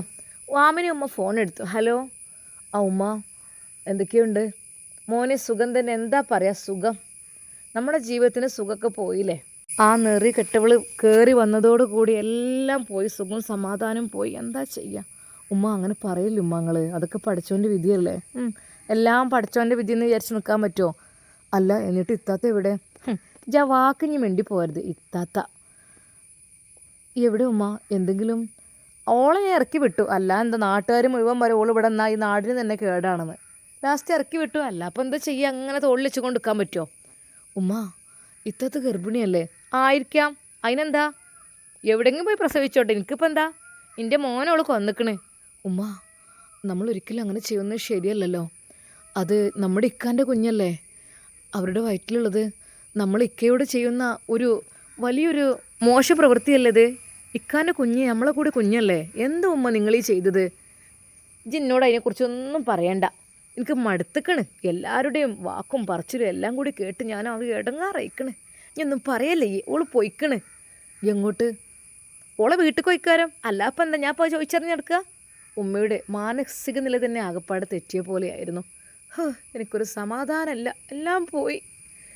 എങ്ങനെ നിന്ന വീടായിരുന്നത്, ഇപ്പോൾ ഒന്നുമില്ല. ഉമ്മ ഇത്താത്ത വീട്ടിലേക്കാണോ പോയത്? ആടാ, അതിനെന്താ എനിക്ക്? ശരിക്കും റാഷിദിനെ ഉമ്മ ചീത്ത പറഞ്ഞു. ഒന്നുമില്ലമ്മ, നമ്മൾ ചെയ്തത് കുറച്ച് മോശമായിപ്പോയി. എന്ത് മോശം? അങ്ങനെയാണെങ്കിൽ അനക്കാണ് നോക്കിക്കൂടിയിരുന്നോ ഓളെ? അല്ല പിന്നെ. ഉമ്മ ദേഷ്യപ്പെട്ട് അത് പറഞ്ഞു. ഫോൺ കട്ട് ചെയ്തു. എന്നാൽ റാഷിദിന് അത് സഹിക്കാൻ കഴിഞ്ഞില്ല. റബ്ബേ, എന്തൊരു മോശം പ്രവൃത്തിയാണ്. ശരിയാണ്, അതെ, അത് ഒരുപക്ഷെ ആളുകൾ ഉമ്മയെ കൊണ്ടൊക്കെ അങ്ങനെ ചെയ്യിച്ചതായിരിക്കും. എന്നാലും പാവം, ആ നിമിഷം തന്നെ അവനതാ മെസ്സേജ് അയക്കുന്നു. മറ്റെങ്ങോട്ടുമല്ല, തൻ്റെ ഇത്താത്തയുടെ ഫോണിലേക്ക്. ആ രാത്രിയായിരുന്നു അവൾ ആ മെസ്സേജ് കണ്ടത്. ഇത്താത്ത, നിങ്ങളിപ്പോൾ എവിടെയാണ്? മോനെ റാഷിദ്, ഞാൻ എൻ്റെ വീട്ടിലേക്ക് പോന്നടാ. എന്താ ചെയ്യുക, നിൻ്റെ ഇക്കാക്കയുടെ കൊലപാതകയായിട്ടല്ല എന്നെ എല്ലാവരും ചിത്രീകരിച്ച്. സാരല്ല, നിൻ്റെ ഇക്കാക്കയൊക്കെ നല്ലത് വരാൻ വേണ്ടിയിട്ടാണ് ഞാൻ പ്രാർത്ഥിക്കുന്നത്. അദ്ദേഹത്തിൻ്റെ ഖബറുടെ സ്വർഗ്ഗപ്പൂന്തോപ്പാക്കി കൊടുക്കട്ടെ. പാവാണ്. പല രാത്രികളിലും അവൾ തൻ്റെ പ്രിയപ്പെട്ട ഭർത്താവിൻ്റെ ഷർട്ട് മുഖത്തോട് ചേർത്ത് അത് ചുംബിക്കുമായിരുന്നു. അതെ, എൻ്റെ ഇക്കാക്ക എനിക്ക് ഒത്തിരി ഇഷ്ടമായിരുന്നു. ജീവിച്ച് കൊതി തീർന്നില്ല. അപ്പോഴേക്കും പോയി. പക്ഷേ ഈ സിറ്റുവേഷനിൽ ഈ വീട്ടിൽ നിൽക്കുകയെന്ന് പറഞ്ഞാൽ അതിലേറെ ബുദ്ധിമുട്ടുമാണ്. റബ്ബേ.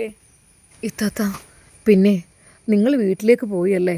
ഞാൻ അറിഞ്ഞു. എന്താ, എന്തിനാ പോയത്? മോനെ, അതിൻ്റെ ഒന്നും പറയണ്ടടാ. എനിക്കവിടെ നിൽക്കാനുള്ള ക്വാളിറ്റി ഇല്ലല്ലോ. അതെ, ഞാൻ അങ്ങനെയുള്ള പെണ്ണല്ലേ. എന്താ ചെയ്യുക, ഞാനവിടെ നിന്നാൽ ആ നാടിന് വരെ മോശമല്ലേ. ഇത്തത്തെ എന്തൊക്കെയാണ് പറയുന്നത്? പൊന്നു മോനെ റാഷിദ്, ആരും എന്നെ അവിടെ നിൽക്കാൻ സമ്മതിക്കുന്നില്ല, നാട്ടുകാരൊന്നും. പിന്നെ ഞാനായിട്ട് എന്തിനാടാ അവർക്കൊരു ഭാരമാകുന്നത്? ഞാൻ ഇറങ്ങിപ്പോന്നു. അല്ല എന്താ ഇത്താത്ത, വീട്ടിലെ സിറ്റുവേഷൻസ് നിങ്ങൾക്ക് മോനെ സാരല്ല, അതൊക്കെ കഴിഞ്ഞു പോകുന്നുണ്ട്. എന്നാലും ഇത്താത്ത, നിങ്ങൾക്കിത് വിഷമല്ലേ? ഇത്താത്തക്ക് എന്തെങ്കിലും ജോലി കാര്യങ്ങൾ നോക്കണോ? മോനെ, ഈ ഒരു അവസ്ഥയിൽ ഞാൻ എങ്ങനെ ജോലി ചെയ്യാനാ? അങ്ങനെയാണെങ്കിൽ മനസ്സമാധാനത്തോടു കൂടെ എങ്കിലും മോനെ, ശരിയാണ്, എന്നെക്കൊണ്ട് കഴിയണ എന്ത് ജോലിയും ഞാൻ ചെയ്യും. പക്ഷേ അതെങ്ങനെ? 6 മാസം ഗർഭിണിയായ ഞാൻ എങ്ങനെ? ഇത്താത്ത സാരല്ല. അതെ, ഞാൻ പഠിക്കുന്ന ഈ ഒരു ലണ്ടനിൽ ഇത്താത്തക്ക് ഞാൻ ഒരു ജോലി സെറ്റാക്കി തരട്ടെ. മോനെ, നീ എന്തീ പറയുന്നത്? അതെ ഇത്താത്ത, അല്ലെങ്കിൽ ശരിയാവില്ല.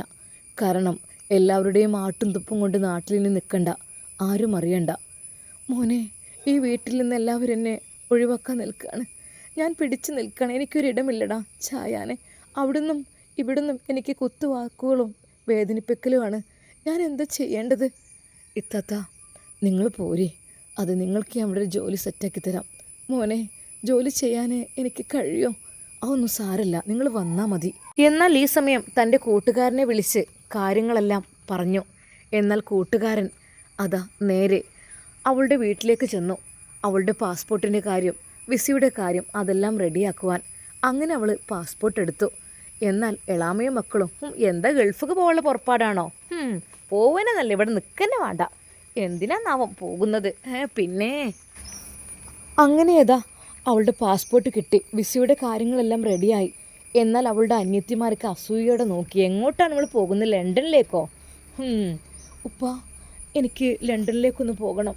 അവിടെ എനിക്കൊരു ജോലി ശരിയാക്കുന്നുണ്ട്. മോളെ, ആരാണ്? ഉപ്പ, എൻ്റെ ഭർത്താവിൻ്റെ അനിയനാണിത് പറഞ്ഞത്, മറ്റാരുമല്ല. മോളെ, അങ്ങനെയാണെങ്കിൽ എൻ്റെ കുട്ടി പോകുന്നതിന് എനിക്ക് വിരോധമില്ല. പക്ഷെ ശ്രദ്ധിക്കണം കേട്ടോ, സൂക്ഷിക്കണം. അത് നിന്നെ സ്നേഹിക്കാൻ ഒരാളെങ്കിലും ഉണ്ടല്ലോ. അല്ലാതെ ബാപ്പാക്ക് പണിക്കൊന്നും പോകാൻ കഴിയാത്ത അവസ്ഥയിൽ മോളെ പോറ്റാനും ബുദ്ധിമുട്ടാണ് എനിക്ക്. മോളെന്നോട് ക്ഷമിക്കണം. സാരല്ല പാപ്പ, അതൊന്നും വിഷയമല്ല, ഞാൻ പോകട്ടെ.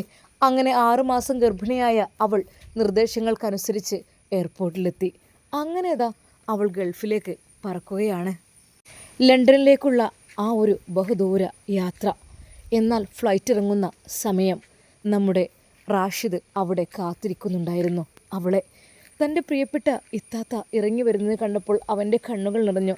ഇത്താത്ത, സാരല്ല, എന്തൊക്കെ തന്നെയാലും ഇതുവരെ ഇങ്ങനെയൊക്കെ സംഭവിച്ചില്ലേ, ഇനി പറഞ്ഞിട്ട് കാര്യമില്ല, എല്ലാം കഴിഞ്ഞു പോയി, എല്ലാം പഠിച്ചവൻ്റെ വിധിയല്ലേ.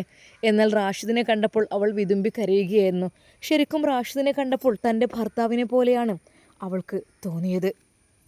ഭർത്താവിൻ്റെ അതേ കരുതലും സ്നേഹവും എല്ലാം അവൾ കണ്ടു.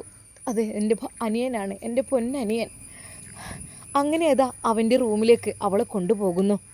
ഇത്താത്ത, ഞാൻ ഇവിടെ താമസിക്കുന്ന ഇവിടെ 2 ബെഡ് സ്പേസ് ഉണ്ട്. ഞാൻ പാർട്ട് ടൈമായിട്ട് ജോലി ചെയ്യുന്നുണ്ട്, പഠിക്കുന്നുമുണ്ട്. അങ്ങനെയാണ്. മോനെ, അപ്പോൾ ഇത്രയും വലിയ വീട്ടിൽ വാടകയ്ക്ക്? അതെ, എനിക്കിവിടെ നല്ല സാലറിയാണ്. ഞാൻ പഠിക്കുന്നുണ്ട്, ഞാൻ ജോലി ചെയ്യുന്നുണ്ട്. അതുകൊണ്ട് നമുക്ക് നല്ലൊരു വില്ല തന്നെ എനിക്ക് കിട്ടിയിട്ടുണ്ട്.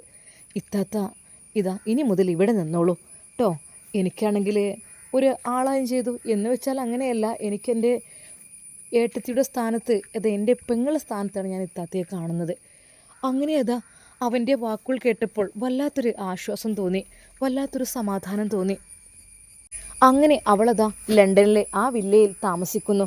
അവൾ തൻ്റെ ഭർത്താവിനെ കുറിച്ച് ഓർത്തു. അന്നും അവൾ ഗൾഫിലേക്ക് പോകുമ്പോൾ തൻ്റെ പ്രിയപ്പെട്ട ഭർത്താവിൻ്റെ ആ ഒരു ഷർട്ട് അവൾ കയ്യിൽ കരുതിയിരുന്നു.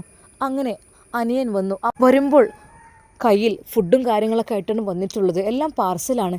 എന്നാൽ 1-2 ദിവസം അങ്ങനെ വന്നപ്പോൾ അവൾ പറഞ്ഞു, അനിയ, പിന്നെ ഒരിക്കൽ പോലും ഇനി നീ ഫുഡ് കൊണ്ടുവരണ്ട, എല്ലാം ഞാൻ ഉണ്ടാക്കിക്കോളാം. എനിക്കറിയാമല്ലോ, ഇവിടെ ക്ലീനിങ് കഴിഞ്ഞാൽ പിന്നെ ഞാൻ വെറുതെ ഇരിക്കുകയാണ്.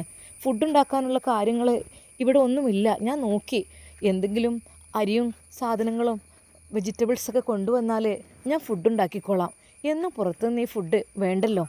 എന്നാൽ അത് അവനക്ക് വല്ലാത്തൊരു സന്തോഷം തോന്നി. കാര്യം മറ്റൊന്നുമല്ല, ശരിയാണ്, പുറത്തത്തെ ഫുഡ് കഴിച്ച് മടുത്തിരുന്നു. അങ്ങനെ അന്നു മുതൽ അവൻ വെജിറ്റബിളും സാധനങ്ങളെല്ലാം കൊണ്ടുവന്നു. ഇത്താത്ത വരുമ്പോഴേക്കും നല്ല ഫുഡുണ്ടാക്കി അവനക്ക് കൊടുത്തു. അവൻ നല്ല സന്തോഷത്തോടു കൂടെ, എത്ര ദിവസമായി ഇങ്ങനെ നാടൻ ഫുഡ് കഴിച്ചിട്ട്, അവനക്ക് വല്ലാത്തൊരു സന്തോഷമായി. അങ്ങനെ എന്നും അവൻ രാവിലെ ഓഫീസിലേക്ക് പോകുമ്പോഴും ബ്രേക്ക്ഫാസ്റ്റ് ഉണ്ടാക്കി കൊടുക്കും. അതുപോലെ ഉച്ചയ്ക്കുള്ള ലഞ്ചിനുള്ള ഫുഡ് അതവൾ സെറ്റാക്കി കൊടുക്കും. രാത്രിയേക്കുള്ള ഫുഡ് ഐറ്റംസ് ഉണ്ടാക്കി വെക്കും. ചുരുക്കി പറഞ്ഞാൽ റാഷിദിനെ ഇത്താത്ത ഉള്ളത് വല്ലാത്തൊരു സന്തോഷമായി. എന്നാൽ ഈ സമയം ഇത്താത്താക്ക് മാസങ്ങൾ കഴിഞ്ഞു തുടങ്ങി. അത് 7-8 മാസമായി തുടങ്ങി. ഇത്താത്തയുടെ സ്ഥിതി അതീവ ബുദ്ധിമുട്ടാണെന്ന് അവനക്ക് തോന്നി. അവൻ പറഞ്ഞു, ഇത്താത്ത, ഇനി നിങ്ങൾ ഫുഡൊന്നും ഉണ്ടാക്കണ്ട, ഞാനെല്ലാം കൊണ്ടുവരാം. വേണ്ട മോനെ, ഒന്നും വേണ്ട, അതൊക്കെ ഞാൻ ഉണ്ടായിക്കോളാം, അതൊന്നും കുഴപ്പമില്ല. അത് അവൾ പ്രസവത്തിനോട് അടുത്ത് വന്നു എന്നുള്ള കാര്യം അവനക്ക് തന്നെ മനസ്സിലായി. അവൻ പറഞ്ഞു, ഇത്താത്ത ഒന്നുകൊണ്ട് ബുദ്ധിമുട്ടണ്ട. അതിനിടയിൽ അവർ ഒരു ഹോസ്പിറ്റലിൽ പോയിരുന്നു. ഹോസ്പിറ്റലിൽ പോയിട്ട് കാര്യങ്ങളൊക്കെ നോക്കിയിരുന്നു. എന്നാൽ അതിനു മുമ്പൊന്നും അവൾ ഹോസ്പിറ്റലിൽ ആകെ ഒരു വട്ടം മാത്രമേ കാണിച്ചിട്ടുണ്ടായിരുന്നുള്ളൂ, പിന്നെ കാണിച്ചിട്ടില്ലായിരുന്നു. ആ ലിസ്റ്റുമായി അവിടെ ചെന്നപ്പോൾ അവർ സ്കാനിങ്ങും കാര്യങ്ങളും എല്ലാം എടുത്തു. 8 മാസം ഗർഭിണിയാണെന്ന് ഉറപ്പുവരുത്തി. ദിവസങ്ങൾ കഴിയുന്നതിനനുസരിച്ച് അവൻ്റെ മനസ്സിൽ പല പ്രതീക്ഷകളും വന്നുകൊണ്ടിരുന്നു. എന്നാലും എൻ്റെ ഇക്കാൻ്റെ ഒരു കുഞ്ഞ്, അതും എൻ്റെ ഭാഗ്യമല്ലേ, എൻ്റെ ഇക്കാനെ കാണുന്നതിന് തുല്യമല്ലേ. അങ്ങനെ ഒരു മനസ്സിൽ പ്രതീക്ഷയുണ്ടായിരുന്നു അവന്. അങ്ങനെ ദിവസങ്ങൾ കഴിഞ്ഞു പോയി. ഇത്താത്തക്ക് 9 മാസമായി. അങ്ങനെ ഒരു ദിവസം അവൾക്ക് ചെറുതായിട്ട് ഒരു പെയിൻ അനുഭവപ്പെട്ടു. എന്നാൽ അവസാന നിമിഷങ്ങളിൽ അവൻ ജോലിക്കും പോയില്ല, ഒന്നിനും പോയില്ല. അവൻ ഇത്താത്തക്ക് വേണ്ടി അവിടെ കാവലിരുന്നു. അങ്ങനെ ഇത്താത്തയെ അവൻ ഹോസ്പിറ്റലിലേക്ക് കൊണ്ടുപോവുകയാണ്. ആശങ്കയേറിയ നിമിഷങ്ങൾ. അവൻ വിചാരിച്ചു, ഈ സമയത്ത് എൻ്റെ ജ്യേഷ്ഠനായിരുന്നു ടെൻഷൻ ആവേണ്ടത്, പക്ഷേ ഇന്നിപ്പോൾ ഞാനാണ്. അതെ ഇക്ക, നിങ്ങളുടെ കുഞ്ഞിനെ ഒരിക്കലും ഞാൻ ബുദ്ധിമുട്ടാക്കില്ല. അതെ, ഇത്തയെ ഞാൻ ഒരിക്കലും വെറുപ്പിക്കില്ല. ഞാൻ ഇക്കാക്കയ്ക്ക് വേണ്ടി ജീവിക്കും. അങ്ങനെ അല്പസമയത്തിന് ശേഷം മുംതാസിൻ്റെ കൂടെയുള്ളവർ അപ്പോഴേക്കും അവൻ വരുന്നു. അതെ, ഇവിടുത്തെ ഹോസ്പിറ്റൽ നിയമം അനുസരിച്ച് നിങ്ങൾക്ക് ലാബ് റൂമിലേക്ക് പ്രവേശിക്കാം. അതായത് കുഴപ്പമൊന്നും കാണുന്നില്ല, ഡെലിവറി ഏതാനും നിമിഷങ്ങൾക്കൊക്കെ ഉണ്ടാകും. അപ്പോൾ ഈ സമയത്ത് നിങ്ങൾക്ക് പ്രവേശിക്കാം. സാധാരണ രീതിയിൽ ഇവിടെ ഭർത്താക്കന്മാർ ലാബ് റൂമിൻ്റെ അകത്തേക്ക് കയറും, നോ പ്രോബ്ലം, നിങ്ങൾക്ക് വേണമെങ്കിൽ അങ്ങനെ ആവാം, എന്താ? എന്നാൽ അത് കേട്ട അവൻ പറഞ്ഞു, വേണ്ട, അതൊന്നും വേണ്ട, കാരണം അങ്ങനെ മതി, പ്രശ്നമില്ല. ആണോ? ഓഹ്, ഇങ്ങനെയൊക്കെ ഒരു ചാൻസ് എല്ലാവരും മുതലാക്കൂട്ടോ, ഒരു സിസ്റ്റർ കളിയാക്കിക്കൊണ്ട് പറഞ്ഞു. എന്നാൽ ഈ സമയം അവനെ ഒന്നും മിണ്ടുന്നില്ലായിരുന്നു. അതിനിടയിൽ അവളോട് കൂടി ചോദിച്ചു, എന്താ മോളെ, ഭർത്താവിൻ്റെ സാന്നിധ്യം വേണമെന്നുണ്ടെങ്കിൽ വിളിക്കാട്ടോ, ഇവിടെ ആ പ്രോബ്ലം ഇല്ല. ലണ്ടനിലെ ആ വലിയ ഹോസ്പിറ്റലിൽ അവൾ ലാബ് റൂമിൽ കിടക്കുമ്പോൾ അവൾ ഓർത്തത് തൻ്റെ പ്രിയപ്പെട്ട ഭർത്താവിനെയായിരുന്നു. എന്നാൽ പെട്ടെന്ന് സിസ്റ്റർ ആ ഒരു വാക്ക് പറഞ്ഞപ്പോൾ അത് വേണ്ട, അദ്ദേഹത്തോടത് പറയണ്ട, അങ്ങനെ പറയുകയായിരുന്നു. എന്താ മേഡം ഇങ്ങനെ, എല്ലാവരും ഭർത്താക്കന്മാരെ കൂടെ കൂട്ടാനാണ് ഉദ്ദേശിക്കാറുള്ളത്, നിങ്ങൾക്ക് എന്താ ഇങ്ങനെ? എന്നാൽ അതിനിടയിൽ അത് നടന്നു. മുംതാസിന് പ്രസവവേദന കൂടി. നിമിഷങ്ങൾക്കകം തന്നെ അവൾ യാതൊരു ബുദ്ധിമുട്ടും കൂടാതെ പ്രസവിച്ചു. ആഹാ, നല്ല സുന്ദര മോൻ വന്നിട്ടുണ്ടല്ലോ. കുഞ്ഞിൻ്റെ കരച്ചിൽ അവിടെയാകെ പരന്നു. ശരിക്കും സുന്ദരനായൊരു മോനെ. എന്നാൽ അപ്പോൾ തന്നെ അത് മുംതാസിനെ കാണിച്ചു കൊടുത്തു. മുംതാസ്, ആൺകുഞ്ഞാണ് കേട്ടോ, ഒരു ഉമ്മ കൊടുത്തേ. കണ്ണീരോടെ അത് തൻ്റെ പ്രിയപ്പെട്ട കുഞ്ഞിനെ കണ്ടപ്പോൾ അവളുടെ നെഞ്ച് പിടഞ്ഞു പോയി. ഇക്ക, എൻ്റെ സിറാജിക്ക, എൻ്റെ ഇക്ക. അതെ, അവൻ്റെ അതേ മുഖഷേപ്പുള്ളൊരു കുഞ്ഞായിട്ടാണ് അവൾക്ക് തോന്നിയത്. ആ നിമിഷം തന്നെ കുഞ്ഞിനെ പുറത്തേക്ക് കൊണ്ടുവന്നു. മുംതാസിൻ്റെ കൂടെയുള്ളവർ റാഷിദ് ഓടിയെത്തി. അവൻ വിറക്കുന്ന കൈകളോടെ ആ കുഞ്ഞിനെ വരവേറ്റു. അതെ, ആ കുഞ്ഞ് തൻ്റെ പ്രിയപ്പെട്ട ഇക്കാക്കയുടെ കുഞ്ഞ്. അതെ, എനിക്ക് എൻ്റെ ഇക്കാക്കയ്ക്ക് പകരം കാണാനുള്ള കുഞ്ഞ് ഇതാണ്, എൻ്റെ കൂടപ്പിറപ്പാണ് ഇത്. അവനതിനെ ചുംബിച്ചു. അവൻ്റെ കണ്ണുകൾ നിറഞ്ഞു. അല്പസമയത്തിന് ശേഷം ഇത്താത്തയെ റൂമിലേക്കാക്കി. എന്നാൽ റാഷിദ് പറഞ്ഞു, ഇത്താത്ത, നിങ്ങളൊന്നും കൊണ്ട് വിഷമിക്കേണ്ട. അതെ, നമ്മുടെ കുഞ്ഞാണ് ഇത്, എൻ്റെ ഇക്കാക്കാൻ്റെ കുഞ്ഞ് എൻ്റെ കൂടെ കുഞ്ഞാണ്, ഒന്നും കൊണ്ട് വിഷമിക്കേണ്ട, എല്ലാത്തിനും ഞാനുണ്ടല്ലോ കൂടെ. മോനെ, നീ ഉണ്ടായത് കൊണ്ട് എൻ്റെ ജീവിതം രക്ഷപ്പെട്ടു, അല്ല എങ്കിൽ. അങ്ങനെ അവർ ഹോസ്പിറ്റലിൽ നിന്ന് ഡിസ്ചാർജായി വീട്ടിലേക്ക് പോയി. ആ വില്ലയിൽ അന്നു മുതൽ ഒരു കുഞ്ഞിൻ്റെ കരച്ചിൽ വളരെയധികം സന്തോഷമുള്ളതാക്കി ആ ഒരു കുടുംബജീവിതം. അങ്ങനെ ആ കുഞ്ഞിൻ്റെ കരച്ചിലും ചിരിയും എല്ലാം ആ വീടിനുള്ളിൽ തിങ്ങി നിറഞ്ഞു. സത്യം പറഞ്ഞാൽ അതവൻക്ക് വല്ലാത്തൊരു സന്തോഷമായി. പതിവ് പോലെ അവൻ ജോലിക്ക് പോകുവാനും ഒക്കെ തുടങ്ങിക്കഴിഞ്ഞു. കുഞ്ഞ് പതുക്കെ പതുക്കെ വളർച്ചയിലേക്ക് എത്തിത്തുടങ്ങി. തിരിച്ചു വരുമ്പോൾ അവൾക്ക് ഒരുപാട് സമ്മാനങ്ങളും അതുപോലെ പൊന്നുമോൻക്ക് കളിപ്പാട്ടങ്ങളും എല്ലാം അവൻ കൊണ്ടുവരുമായിരുന്നു. അവരുടെ സുഖസുന്ദരമായ ജീവിതം അങ്ങനെ കഴിഞ്ഞു പോകുന്നു. എന്നാൽ അതിനിടയിൽ അവൻ്റെ 2 കൂട്ടുകാർ ഒരു ദിവസം ആ വീട്ടിലേക്ക് വന്നു. അല്ല റാഷിദ്, ഇവിടെ ഇപ്പോൾ ആരാ? നീ പറഞ്ഞല്ലോ നിൻ്റെ കല്യാണം കഴിഞ്ഞിട്ടില്ല എന്നുള്ളത്, പിന്നെ ഇപ്പോൾ ഇതാരാണ്? പലരുടെയും മനസ്സിലെ ചിന്തയും അതുതന്നെയായിരുന്നു. അവൻ കല്യാണം കഴിഞ്ഞിട്ടില്ലെന്ന് പറഞ്ഞു, പക്ഷേ ഭാര്യയും ഒരു കുഞ്ഞുമുണ്ട് എന്ന് കണ്ടാൽ തോന്നുകയും ചെയ്യും. ശരിക്കും ഇതാരാണ്? പലരുടെയും വാക്കുകൾ അവൻ്റെ മനസ്സിനെ വല്ലാതെ കുത്തി നോവിച്ചു. ജ്യേഷ്ഠൻ്റെ ഭാര്യയാണെന്ന് പറഞ്ഞാൽ ഒരു പക്ഷേ എൻ്റെ ജ്യേഷ്ഠൻ തന്നെ അതൊരു മോശമാകും, അവൻ്റെ ആത്മാവിന് തന്നെ. എന്താ ഇപ്പോൾ ഞാൻ ചെയ്യുക, എനിക്കറിയുന്നില്ല. ഒടുവിൽ എല്ലാവരുടെയും വാക്കുകൾ അത് അവളിലും എത്തിച്ചു. അതെ, എനിക്ക് ഒരു കാര്യം പറയാനുണ്ട്. അന്ന് റാഷിദ് ആദ്യമായിട്ട് അവളോടൊരു കാര്യം പറഞ്ഞു. എന്താ റാഷിദ്? അതായത് എനിക്ക് ഇത്താത്തയോട് കുറച്ച് കാര്യങ്ങൾ പറയാനുണ്ട്. ഒരു നിമിഷം അവൾ തകർന്നു പോയി. അതെ, എന്നെ ഇവിടെ നിന്ന് പുറത്താക്കാനുള്ള വല്ല പ്ലാനിങ്ങും ആയിരിക്കുമോ? കാരണം എനിക്കെവിടെയും എന്തായിരിക്കും റാഷിദ് പറയാൻ നിൽക്കുന്നത്? എന്ത് പറ്റി മോനെ? ഇത്താത്ത, പലരും എന്നോട് ചോദിക്കുന്നുണ്ട്, ആരാണ് ആ സ്ത്രീ? അത് നീ കല്യാണം കഴിച്ചിട്ടില്ലെന്നല്ല പറഞ്ഞത്, പിന്നെ ആരാണത്? നിനക്ക് അങ്ങനെ ജീവിക്കാൻ പാടുണ്ടോ? നിൻ്റെ കൂടെ ഒരു അന്യ പെണ്ണല്ല ജീവിക്കുന്നത്, കല്യാണം കഴിക്കാത്ത പെണ്ണിനെ നീ എന്താ ഒപ്പം കൊണ്ടു നടക്കുന്നത് എന്നൊക്കെ ചോദിക്കുന്നുണ്ട്. അത് കേട്ടപ്പോൾ അവൾ തകർന്നു പോയി. അവളുടെ കണ്ണുകൾ നിറഞ്ഞു. ഒരു നിമിഷം അവൾ തൻ്റെ പ്രിയപ്പെട്ട ഭർത്താവിൻ്റെ ഷർട്ടെടുത്ത് ഹൃദയം പൊട്ടിക്കരഞ്ഞു. ഇക്ക, അതെ, ആ വഴിയും അടഞ്ഞു ഇക്ക, ഞാൻ എന്ത് ചെയ്യുക, ഞാനും കുഞ്ഞും. സത്യം പറഞ്ഞാൽ ആ കുഞ്ഞിൻ്റെ കളിചിരികൾ അവളെ വളരെയധികം സന്തോഷമുള്ളതാക്കിയിരുന്നു. അവിടമാകെ അവർക്ക് സത്യമായിട്ടും വല്ലാത്തൊരു സന്തോഷമായിരുന്നു അത്. എന്നാൽ തൻ്റെ പ്രിയപ്പെട്ട ഇത്താത്ത വിതുമ്പി കരയുന്നത് റാഷിദ് കാണുന്നു. ഇത്താ, നിങ്ങളെന്തിനാ കരയുന്നത്? ഞാനത് ചോദിച്ചെന്ന് വിചാരിച്ച് പലരും ചോദിക്കുകയാണ് എന്നോട്, ആരാണ് എന്താണെന്ന് ചോദിക്കുക. അത് പൊതുവേ എല്ലാവർക്കുള്ള സംശയമായിരിക്കുമല്ലോ. കാരണം ഞാൻ വീട്ടിലേക്ക് സാധനങ്ങൾ കൊണ്ടുവരുന്നു, എൻ്റെ കൂടെ പഠിച്ചവരും എൻ്റെ കൂടെ വർക്ക് ചെയ്യുന്നവരും ഇപ്പോഴും ബാച്ചിലറായിട്ടാണ് ജീവിക്കുന്നത്. അതുമാത്രമല്ല അവർ പലപ്പോഴും ഫുഡ് ഞാൻ കൊണ്ടുവരുമ്പോൾ എന്നോട് ചോദിക്കും, ഈ ഫുഡൊക്കെ എവിടെ നിന്ന് നിനക്ക് കിട്ടുന്നത്, എങ്ങനെ നിനക്ക് ഇത്രമാത്രം നാട്ടിലെ ഫുഡ് കിട്ടുന്നത് എന്നൊക്കെ ചോദിക്കുമ്പോൾ ഞാൻ പിന്നെ പറഞ്ഞു, എൻ്റെ വീട്ടിൽ ഒരാളുണ്ട് എനിക്കിതെല്ലാം ചെയ്തു തരാമെന്ന്. എല്ലാവരും ചോദിക്കുകയാണ്. പക്ഷേ ഞാൻ ഒരു കാര്യം പറയട്ടെ. എന്ത് കാര്യം? ഞാൻ ബുദ്ധിമുട്ടാണോ? ഞാൻ ഇവിടെ നിന്ന് പോകണം മോനെ? ഞാൻ നിനക്കൊരു ശല്യമായി അല്ലേ? എല്ലാവരും നിന്നെ കളിയാക്കുന്നുണ്ടാവുമല്ലേ? ഇത്ത, ഒരിക്കലുമില്ല. ആരും എന്നെ കളിയാക്കല്ല, ചോദിക്കുകയാണ്. പലരും പല കണ്ണുകൾ കൊണ്ട് കാണുന്നുണ്ട്. പക്ഷേ എനിക്ക് എൻ്റെ ഇത്താത്തയെ അങ്ങനെ. മോനെ സാരല്ല, ഞാൻ പോയിക്കോളാം മോനെ. എങ്ങനെയെങ്കിലും ഞാൻ ജോലി എടുത്ത് ഞാൻ ജീവിച്ചോളാം. എനിക്കൊരു ജോലി നീ സെറ്റാക്കിത്താ. എന്തിനാ ജോലി സെറ്റാക്കി തരുന്നത്? കുഞ്ഞിനെ നോക്കലും വീട്ടുജോലിയും ഇത്താക്ക് ഇഷ്ടം പോലെയില്ലേ? പിന്നെ ജോലിയുടെ ആവശ്യമില്ലല്ലോ. ആ വാക്കുകൾ കേട്ട അവൾ ഒരു നിമിഷം അത് അവൻ്റെ മുഖത്തേക്ക് നോക്കി. ഇത്ത, വിരോധമില്ലെങ്കിൽ ഞാൻ പറയുന്നത് ഇത്ത അനുസരിക്കോ? ഞാൻ അടിച്ചേൽപ്പിക്കുകയല്ല, ഇത്തയോട് ഇഷ്ടമുണ്ടെങ്കിൽ മാത്രം.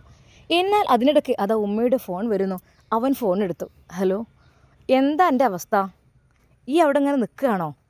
എന്താ എൻ്റെ പിള്ളേർക്ക് പെണ്ണ് കെട്ടി, പിന്നെ നീ ഇങ്ങനെ ഒറ്റയ്ക്ക് ജീവിക്കാൻ എൻ്റെ പ്ലാനിങ്? ഇങ്ങോട്ട് പോന്നാ വേഗം കല്യാണം കഴിക്കണം. അല്ല പിന്നെ ഉമ്മ, അതിപ്പോൾ എനിക്ക് ഒന്നും പറഞ്ഞിട്ട് കാര്യമില്ല. നല്ലൊരു പെണ്ണിനെ ഞാൻ കണ്ടുവച്ചിട്ടുണ്ട് ഇവിടെ. അത് എൻ്റെ ആങ്ങളേൻ്റെ മോളെ. അത് മതി, നമുക്ക് കുടുംബത്തിൽ തന്നെ മതി. പുറത്തുനിന്നൊക്കെ എടുത്താലേ ഇങ്ങനത്തെ വല്ല ദുരിതങ്ങളും വന്ന് കയറിയാലേ അത് അതിലേക്കാരെ കഷ്ടാവും. ശരിക്കും ഉമ്മയുടെ വാക്കുകൾ കേട്ടപ്പോൾ അവന് ദേഷ്യമാണ് വന്നത്. ഉമ്മ, ആ ആങ്ങളിൻ്റെ മോള് അല്ലേ, അവള് മറ്റൊരുത്തൻ്റെ കൂടെ ഒളിച്ചോടി പോയ അവളല്ലേ എന്നെക്കൊണ്ട് നിങ്ങൾ മോനെ അങ്ങനെയൊന്നുമല്ല. ആരതൊക്കെ പറഞ്ഞുണ്ടാക്കി? ഇതൊക്കെ വെറുതെ പറയാണ്. എനിക്കറിയാം ഉമ്മ അവളുടെ സ്ഥിതിയൊക്കെ. എന്നിട്ട് ഉമ്മയുടെ ആങ്ങളുടെ മോളെ രക്ഷിക്കാൻ വേണ്ടിയിട്ട് എന്നെക്കൊണ്ട് എൻ്റെ തലയിലാണ് അതാക്കുന്നത്. മോനെ അങ്ങനെയൊന്നല്ല, നീ അങ്ങനെയൊന്നും ചിന്തിക്കല്ലടാ. അതൊക്കെ വെറും തെറ്റായ ധാരണകളാണ്. അങ്ങനെ അത് ഉമ്മ പറയുന്നു. എന്നാൽ അവനൊന്നും മിണ്ടിയില്ല. നീ നിൻ്റെ ഇഷ്ടം പോലെ ചെയ്യ്, അല്ല നീ ഏതെങ്കിലും തലയിൽ വെച്ച് കെട്ടി കൊടുത്തിട്ടുണ്ടെങ്കിൽ ഞാൻ കാണിച്ചു തരാം. ഉമ്മ അതും പറഞ്ഞ് ഫോൺ കട്ട് ചെയ്തു. എന്നാൽ ഈ നിമിഷം അവളും അത് കേട്ടു. അതെ, അവൻ്റെ കല്യാണം ആലോചിക്കുന്നു. എൻ്റെ എല്ലാം കഴിഞ്ഞു, ഇവിടുത്തെ സുഖവും സൗകര്യവുമെല്ലാം. ഇനിയൊരു പക്ഷേ ഞാൻ എൻ്റെ മോനുമായി ഒറ്റയ്ക്ക് ജീവിക്കേണ്ടി വരും. ആ നിമിഷം അവൾ പറഞ്ഞു, അതെ, എനിക്ക് ഒരു ജോലി സെറ്റാക്കി തരണം മോനെ. എനിക്ക് ഇത്ത ജോലിയോ? ഇനി എന്തിനാ ജോലിയുടെ ആവശ്യം? ഞാൻ ഇത്തയോടൊരു കാര്യം പറഞ്ഞാൽ നിങ്ങളതിന് ഉത്തരം പറയുമോ? എന്താ മോനെ? അതായത് എന്താണെന്ന് വെച്ചാൽ എനിക്ക് പറയാനുള്ളത്, ഇത്ത എൻ്റെ ഭാര്യയായിട്ട് എൻ്റെ കൂടെ വരുമോ? ഇനി മറ്റൊരു പെണ്ണിനെ എനിക്ക് ആലോചിക്കാൻ കൂടി കഴിയുന്നില്ല. അതൊന്നും നടക്കൂല. എൻ്റെ ഉമ്മയുടെ ആങ്ങളുടെ മോളെ കൊണ്ടാണ് എന്നെ പറയുന്നത്. അവളത്ര നല്ലതൊന്നല്ല, എനിക്ക് നന്നായിട്ടറിയാം. എനിക്ക് ഒട്ടും താല്പര്യമില്ല. എന്താ ഇത്ത നിങ്ങൾ? ഒരു നിമിഷം അത് കേട്ടപ്പോൾ, മോനെ നീ എന്തൊക്കെ അനിയൻ നീ പറയുന്നത്? നീ എൻ്റെ അനിയനല്ലേ? ഞാൻ എൻ്റെ അനിയൻ്റെ സ്ഥാനത്താണ് നിന്നെ കണ്ടിട്ടുള്ളത്. നീ എന്തൊക്കെയാണ് പറയുന്നത് മോനെ? നീ ഇങ്ങനെയൊക്കെ. എന്നാൽ അവൾ അകത്തേക്കോടി. അവൾ തൻ്റെ പ്രിയപ്പെട്ട ഭർത്താവിൻ്റെ ഷർട്ട് മുഖത്തോട് അമർത്തി വെച്ച് പൊട്ടിക്കരഞ്ഞു. ഇക്ക, ഒരിക്കൽ പോലും നിങ്ങളല്ലാതെ മറ്റൊരാൾ ഞാൻ എൻ്റെ മനസ്സിൽ കണ്ടിട്ടില്ല. പക്ഷെ അനിയൻ എന്നോട് ചോദിച്ചത് എനിക്ക് വിശ്വസിക്കാൻ പോലും കഴിയുന്നില്ല. ആ രാത്രി മുഴുവൻ അവൾ കരയുകയായിരുന്നു. എന്നാൽ അനിയന് വല്ലാത്തൊരു സങ്കടം അത് വേണ്ടില്ലായിരുന്നു. ഞാൻ ചോദിച്ചു ശരിയായില്ല. അവൾ കിടക്കുന്ന റൂമിൻ്റെ വാതിലിനരികിലേക്ക് അവൻ പതുക്കെ ചെന്നു. ഇത്ത, എന്നോട് ക്ഷമിക്കണം, അറിവില്ലായ്മ കൊണ്ട് പറഞ്ഞതാണ് ഞാനത്. കാരണം എനിക്കറിയാം നിങ്ങളുടെ സ്ഥിതി എന്താണെന്നുള്ളത്. എനിക്കറിയാം എൻ്റെ പ്രിയപ്പെട്ട ജ്യേഷ്ഠനെ അങ്ങേയറ്റം സ്നേഹിക്കുന്നവളാണ് നിങ്ങളെന്ന് എനിക്ക് നന്നായിട്ടറിയാം. എനിക്ക് പറയാനുള്ളത് എന്താണെന്ന് വെച്ചാൽ, ഞാൻ നിങ്ങൾ കഷ്ടപ്പെടേണ്ട, അനാഥമാകണ്ടെന്ന് വിചാരിച്ചിട്ടാണ്. പിന്നെ പോരാത്തിന് വീട്ടിൽ നിന്ന് ഇങ്ങനെയുള്ള വിളികളും വരുന്നു. എന്നാൽ അവൾക്ക് ഭയമായിരുന്നു ആ വീട്ടിലേക്ക് അങ്ങോട്ട് പോവുക എന്നുള്ളത്. കാരണം ഉമ്മ ഒരിക്കൽ എന്നെ അവിടുന്ന് ചീത്ത പറഞ്ഞ് വിട്ടതാണ്. ഇനിയും അങ്ങനെ ഒരു സ്ഥലത്തേക്ക് പോവുക എന്ന് വെച്ചാൽ ആലോചിക്കാൻ കൂടി കഴിയുന്നില്ലായിരുന്നു. അവൾ വിതുമ്പി കരയുകയായിരുന്നു. അവൾ കരഞ്ഞ് തളർന്നു ഉറങ്ങി. അന്ന് തൻ്റെ പ്രിയപ്പെട്ട പൊന്നുമോനെ ചേർത്ത് പിടിച്ചവൾ വിതുമ്പി കരഞ്ഞു. എന്നാൽ അല്പസമയം കഴിഞ്ഞപ്പോൾ തൻ്റെ പ്രിയപ്പെട്ട ഭർത്താവ് അതാ സ്വപ്നത്തിലേക്ക് വരുന്നു. മോളെ മുംതാസ്, നീ ഒറ്റപ്പെട്ട് കഴിയുകയാണല്ലേ? അതെ. തൻ്റെ പ്രിയപ്പെട്ട ഭർത്താവ് അനിയൻ്റെ കൈ പിടിച്ചുകൊണ്ടാണ് വരുന്നത്. മുംതാസ്, ഇനി നീ ഇവൻ്റെ കൂടെ ജീവിക്കണം. അതെ, ഇവൻ നിന്നെ നിക്കാഹ് ചെയ്യും, സമ്മതിക്കണം. എൻ്റെ മനസ്സിൽ സന്തോഷം അതാണ്. കാരണം നമ്മുടെ കുഞ്ഞല്ലെങ്കിൽ അനാഥമായി പോകും. അതുകൊണ്ട് നീ അതിന് സമ്മതിക്കണം. അങ്ങനെ അതാ അവൾ ഞെട്ടി ഉണരുന്നു. അവളാകെ വിയർത്തിരിക്കുന്നു. ആ AC റൂമിലും അവൾ നന്നായി വിയർക്കുന്നു. അവൾ എഴുന്നേറ്റു. എന്തൊക്കെയോ ഒരു ശബ്ദം. അവൾ ഡൈനിങ് ഹാളിൽ ചെന്ന് വെള്ളം കുടിച്ചു. അപ്പോഴേക്കും അവൻ ഞെട്ടി ഉണർന്നു അപ്പുറത്തെ റൂമിൽ നിന്ന്. ഇത്താ, എന്തു പറ്റി? എന്തെങ്കിലും പ്രശ്നം? ഞാൻ അറിയാതെ പറഞ്ഞു പോയത്, എന്നോട് ക്ഷമിക്കണം. ഞാൻ ഇത്തയുടെ അവസ്ഥ ആലോചിച്ചിട്ട് പറഞ്ഞതാണ്, അല്ലാതെ ഒന്നും ഉണ്ടായിട്ടല്ല കേട്ടോ. മനസ്സിൽ ഇതുവരെ അനാവശ്യമായിട്ട് ഒന്നും തോന്നിയിട്ടില്ല. എന്നോട് ക്ഷമിക്കണം കേട്ടോ. ആ നിമിഷം തന്നെ അവൻ അത് പറയുന്നു. എന്നാൽ തൻ്റെ പ്രിയപ്പെട്ട ഭർത്താവ് സ്വപ്നത്തിൽ വന്ന് പറഞ്ഞ കാര്യം അവളുടെ മനസ്സിലേക്ക് കയറി വന്നു. അതെ, നമ്മുടെ പൊന്നുമോൻ അനാഥമാവാതിരിക്കാൻ നീ അവനെ വിവാഹം കഴിക്കണം എന്നതാണ് പറഞ്ഞത്. എന്നാൽ ആ ഒരു കാര്യം അവൾ അവനോട് എങ്ങനെ പറയുമെന്ന് വിചാരിച്ചു. ഇത്താ, ഒന്നും പറഞ്ഞില്ലല്ലോ. ഞാൻ വേണ്ടുമെങ്കിലും ഒരു വാക്ക് പറഞ്ഞാൽ എനിക്ക്... മോനെ, ഞാൻ ഒരു കാര്യം പറയാം. അതായത് എന്തായാലും നാട്ടുകാരൊക്കെ പറയുന്നുണ്ട് നമ്മുടെ ഇവിടെ അവിഹിത ബന്ധം നടക്കുന്നതിനെക്കുറിച്ച്. പിന്നെ എൻ്റെ കുഞ്ഞിൻ്റെ ഭാവി ഓർത്ത് അതും എനിക്ക് ടെൻഷനുണ്ട്. പിന്നെ നീ വിവാഹം കഴിച്ച് പോയാൽ എനിക്ക് പിന്നെ ആരും ഉണ്ടാവില്ല. അതുകൊണ്ട് എനിക്ക് പറയാനുള്ളത്, പൊന്നു മോനെ, ഞാൻ തയ്യാറാണ് അതിന്. അവൾ വിങ്ങി പൊട്ടുന്നുണ്ടായിരുന്നു. ഒരു നിമിഷം അവൻ പടച്ച റബ്ബിനോട് ഹംദ് പറഞ്ഞു. അൽഹംദുലില്ലാ, എത്ര ഭാഗ്യവാനാണ് ഞാൻ. ഇത്ത, ഞാൻ അതിനുള്ള നടപടികൾ പൂർത്തിയാക്കട്ടെ. ഞാൻ ഇത്തയെ നിക്കാഹ് കഴിക്കട്ടെ. മനമില്ലാ മനസ്സോടു കൂടിയാണെങ്കിലും അവളതിന് സമ്മതിച്ചു. അങ്ങനെ അതാ അവളുടെ നിക്കാഹ് കർമ്മം. എന്നാൽ ഈ നിമിഷം അവൾ അറിയാതെ അവനെ അനിയ എന്ന് വിളിക്കാൻ ഒരുങ്ങിയപ്പോഴേക്കും അവൻ പറഞ്ഞു, ഇനി ഒരിക്കലും ഞാൻ അനിയനല്ല, എന്നെ ഇക്ക എന്ന് വിളിച്ചോളൂ. അതെ, എന്തുകൊണ്ട് വയസ്സിന് മൂത്തത് ഞാൻ തന്നെയാണ്. അതെ റാഷിദ് ഖാന്, ഇനി മുതൽ നീ എന്നെ വിളിച്ചോ, അനിയ എന്ന് വിളിക്കണ്ട. ഒരു നിമിഷം അവൾ അവൻ്റെ കണ്ണുകളിലേക്ക് നോക്കി. അതെ, തന്നെ നിക്കാഹ് കഴിച്ച തൻ്റെ ഭർത്താവാണ് ഇദ്ദേഹം. പക്ഷേ തൻ്റെ ഇക്കയെക്കുറിച്ച് ആലോചിക്കുമ്പോൾ, പക്ഷേ എൻ്റെ ഇക്ക എന്നെ സ്വപ്നത്തിൽ വന്ന് കൂടി പറഞ്ഞതുകൊണ്ട് എനിക്കൊരാശ്വാസം. അങ്ങനെ അതാ അവർ അവരുടെ ജീവിതത്തിലേക്ക് കടക്കുകയാണ്, അവരുടെ ദാമ്പത്യ ജീവിതത്തിലേക്ക്. അവർ രണ്ടുപേരും സുഖസുന്ദരമായി അതാ അവിടെ ജീവിച്ചു തുടങ്ങി. അതിനിടയിൽ ആ കുഞ്ഞിൻ്റെ കളിചിരികളും അവർക്ക് കൂടുതൽ ഉന്മേഷവും സന്തോഷവും പകർന്നു. ഉമ്മ നാട്ടിലേക്ക് വിളിക്കുന്നു കല്യാണം കഴിക്കുവാൻ വേണ്ടിയിട്ട്. പക്ഷേ ഉമ്മയോട് ഇത് എങ്ങനെ പറയും? അതും സ്വന്തം ഭാര്യയാക്കി മൂത്തച്ചിയെ എടുത്തു എന്ന് പറഞ്ഞാൽ ഉമ്മ ഒരിക്കലും സമ്മതിക്കില്ല. അങ്ങനെ അവർ മനമില്ലാ മനസ്സോടു കൂടി നാട്ടിലേക്ക് പോവുകയാണ്. ഫ്ലൈറ്റ് കയറിയപ്പോൾ അവളുടെ മനസ്സാകെ പേടിയായിരുന്നു, ബേജാറായിരുന്നു. അതെ, ഉമ്മയും ഉപ്പയും എന്ത് പറയുമെന്ന് ആലോചിച്ച്. എന്നാൽ അവർ അതാ നാട്ടിലെത്തി. ആദ്യം തന്നെ റാഷിദ് പറഞ്ഞു, ഞാൻ പോയിക്കോളാം, ഞാൻ പിന്നെ നിന്നെ വിളിക്കാം. അങ്ങനെ അതാ മോനെയും അവളെയും മറ്റൊരിടത്താക്കി അവൻ അങ്ങോട്ട് ചെന്നു. അവനെ കണ്ടപ്പോൾ ഉമ്മയും ഉപ്പയും പൊട്ടിക്കരഞ്ഞു. പൊന്നു മോനെ, എന്താ ചെയ്യുക, നമ്മളെ വിധി, നമ്മളെ മോൻ പോയില്ലേ. ഇനി നിന്നെക്കൊണ്ടൊരു കല്യാണം കഴിപ്പിക്കാൻ ഞങ്ങൾക്ക് പേടിയുണ്ട് മോനെ, എന്താ ചെയ്യുക. ഉമ്മ, നിങ്ങളൊന്നുകൊണ്ട് വിഷമിക്കണ്ട, എല്ലാം ശരിയാകും. എന്നാൽ അല്പസമയം കഴിഞ്ഞപ്പോൾ അവൻ ആ കുഞ്ഞിൻ്റെയും കൈ പിടിച്ചുകൊണ്ട് അങ്ങോട്ട് വന്നു. പെട്ടെന്ന് ആ പിതാവിന് അത് തൻ്റെ പ്രിയപ്പെട്ട പൊന്നുമോൻ സിറാജിൻ്റെ മുഖം പോലെ തോന്നി ആ കുഞ്ഞിന്. ഒരു നിമിഷം, മോനെ ഇത്... അതെ ഉപ്പ, ഇത് നമ്മളുടെ ഇക്കാക്കയുടെ കുട്ടിയാണ്. അതെ, ആ പിതാവ് ആ കുഞ്ഞിനെ വാരിയെടുത്ത് ഒരുപാട് ചുംബിച്ചു. അതേ, തൻ്റെ പ്രിയപ്പെട്ട പൊന്നുമോൻ്റെ അതേ മുഖഷേപ്പ്. അവൻ്റെ ഫോട്ടോ എടുത്ത് നോക്കിയാൽ ഇതുപോലെ തന്നെ അതേ മുഖഷേപ്പിലൊരു കുട്ടി. ഉമ്മയും അത് കണ്ട് ആ കുഞ്ഞിനെ വാരി പുണർന്നു. പൊന്നുമോനെ, ഞങ്ങളുടെ നഷ്ടപ്പെട്ട കുഞ്ഞിനെ ഞങ്ങൾക്ക് തിരിച്ചു കിട്ടിയ പോലെയാണിത്. ഒരു നിമിഷം ഉമ്മ ചോദിച്ചു, മോനെ, അപ്പോൾ എവിടെ നിന്ന് കിട്ടി ഇവരെ? ഇവൻ്റെ ഉമ്മ എവിടെ? അവളെ കൂടി... എന്നാൽ ആ നിമിഷം തന്നെ അല്പം ഭയത്തോടു കൂടെ അതാ മുംതാസ് അവൻ്റെ കൂടെ കടന്നു വരുന്നു. ഒരു നിമിഷം ഉമ്മയുടെയും ഉപ്പയുടെയും കണ്ണുകളിൽ അവർക്ക് ശക്തമായ സങ്കടമാണ് വന്നത്.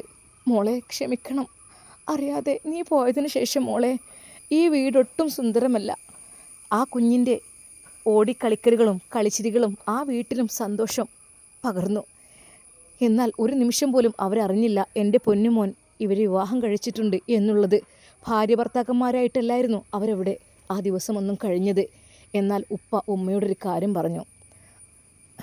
എടി, എന്തേക്ക, ഞാൻ ഒരു കാര്യം പറയട്ടെ, നമ്മൾ ചെയ്തത് വല്ലാത്ത മോശമായിപ്പോയി. നമ്മുടെ പൊന്നുമോൻ്റെ കുട്ടിയെ നമ്മൾ നോക്കിയില്ല, ഭാര്യയെ നോക്കിയില്ല. എന്താ ചെയ്യുക, നമ്മളെ ഭാഗത്ത് വന്ന മോശമാണത്. ഞാൻ ഒരു കാര്യം പറയട്ടെ നിന്നോട്. എന്ത് കാര്യം? അതായത് നീ നിൻ്റെ ആങ്ങളയുടെ മകളെ കല്യാണം കഴിപ്പിക്കണമെന്ന് പറഞ്ഞ് നിൽക്കുകയായിരുന്നോ അല്ലോ. ഇക്ക, ഓള് പോയല്ലോ മറ്റൊരുത്തിൻ്റെ കൂടെ. ആ, അതേതായാലും നന്നായി. എന്തേ? അല്ലേ, ഞാൻ ഒരു കാര്യം പറയട്ടെ, നമ്മളെ മുംതാസ് മോൾ ഇപ്പോഴും എന്തൊരു സുന്ദരിയാണ്. കണ്ടാൽ കെട്ടിക്കാത്ത മക്കളെ പോലെ. നമ്മുടെ റാഷിദിന് വേണ്ടി നമുക്ക് അവളെ അങ്ങ് കെട്ടിച്ചു കൊടുത്തൂടെ? അവനോട് ചോദിച്ചാലോ? അത് കേട്ടപ്പോൾ ഉമ്മയും പറഞ്ഞു, അതേക്ക, എൻ്റെ മനസ്സിലും തോന്നിയ കാര്യമാണത്. വളരെ നല്ല കാര്യമാണ് മോളെ മുംതാസ്, ഞങ്ങളോട് ക്ഷമിക്കണം. അപ്പോഴത്തെ ബുദ്ധിയില്ലായ്മ കൊണ്ട് അങ്ങനെയൊക്കെ പറഞ്ഞു പോയി. ഇപ്പോൾ ഈ പൊന്നു മോനെ കണ്ടപ്പോഴേ ഞങ്ങൾക്ക് നിന്നെ വിടാൻ തോന്നുന്നില്ല മോളെ. ഒരു കാര്യം പറയട്ടെ, അതായത് എൻ്റെ ചെറിയ മോൻ റാഷിദിനെ നിക്കാഹ് കഴിക്കാൻ നീ തയ്യാറാണോ മോളെ?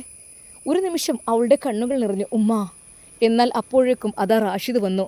ഉപ്പയോട് കാര്യങ്ങൾ പറഞ്ഞു. ഉപ്പ, അതെ, അതുതന്നെ സംഭവിച്ചിരിക്കുന്നു. ഞാൻ ഇത്തയെ നിക്കാഹ് കഴിച്ചിരിക്കുന്നു. ഇത്തയെ ഒറ്റപ്പെടുത്തുവാനും പൊന്നുമോനെ ഒറ്റപ്പെടുത്താനും എനിക്കായില്ല. അതുകൊണ്ട് തന്നെ അവൾ ഇന്നെൻ്റെ ഭാഗ്യമാണ്. അവൾ ഇന്നെൻ്റെ ഭാര്യയാണ്. ശരിക്കും ആ വാക്കുകൾ കേട്ട് ഉമ്മയും ഉപ്പയും മോനെ കെട്ടിപ്പിടിച്ച് കരഞ്ഞു. മോനെ, ഞങ്ങൾ ആഗ്രഹിച്ചത് നീ ചെയ്തു. എന്തൊക്കെ തന്നെയാണ് ഞങ്ങൾ അവളോട് ഒരുപാട് ക്രൂരത കാണിച്ചിട്ടുണ്ട്. ഇപ്പോൾ അതിനെല്ലാം ഞങ്ങൾ പശ്ചാത്തപിക്കുകയാണ് പൊന്നുമോനെ. അതെ, നിങ്ങൾ ഇവിടെ സുഖസുന്ദരമായി ഇവിടെ ജീവിക്കണം.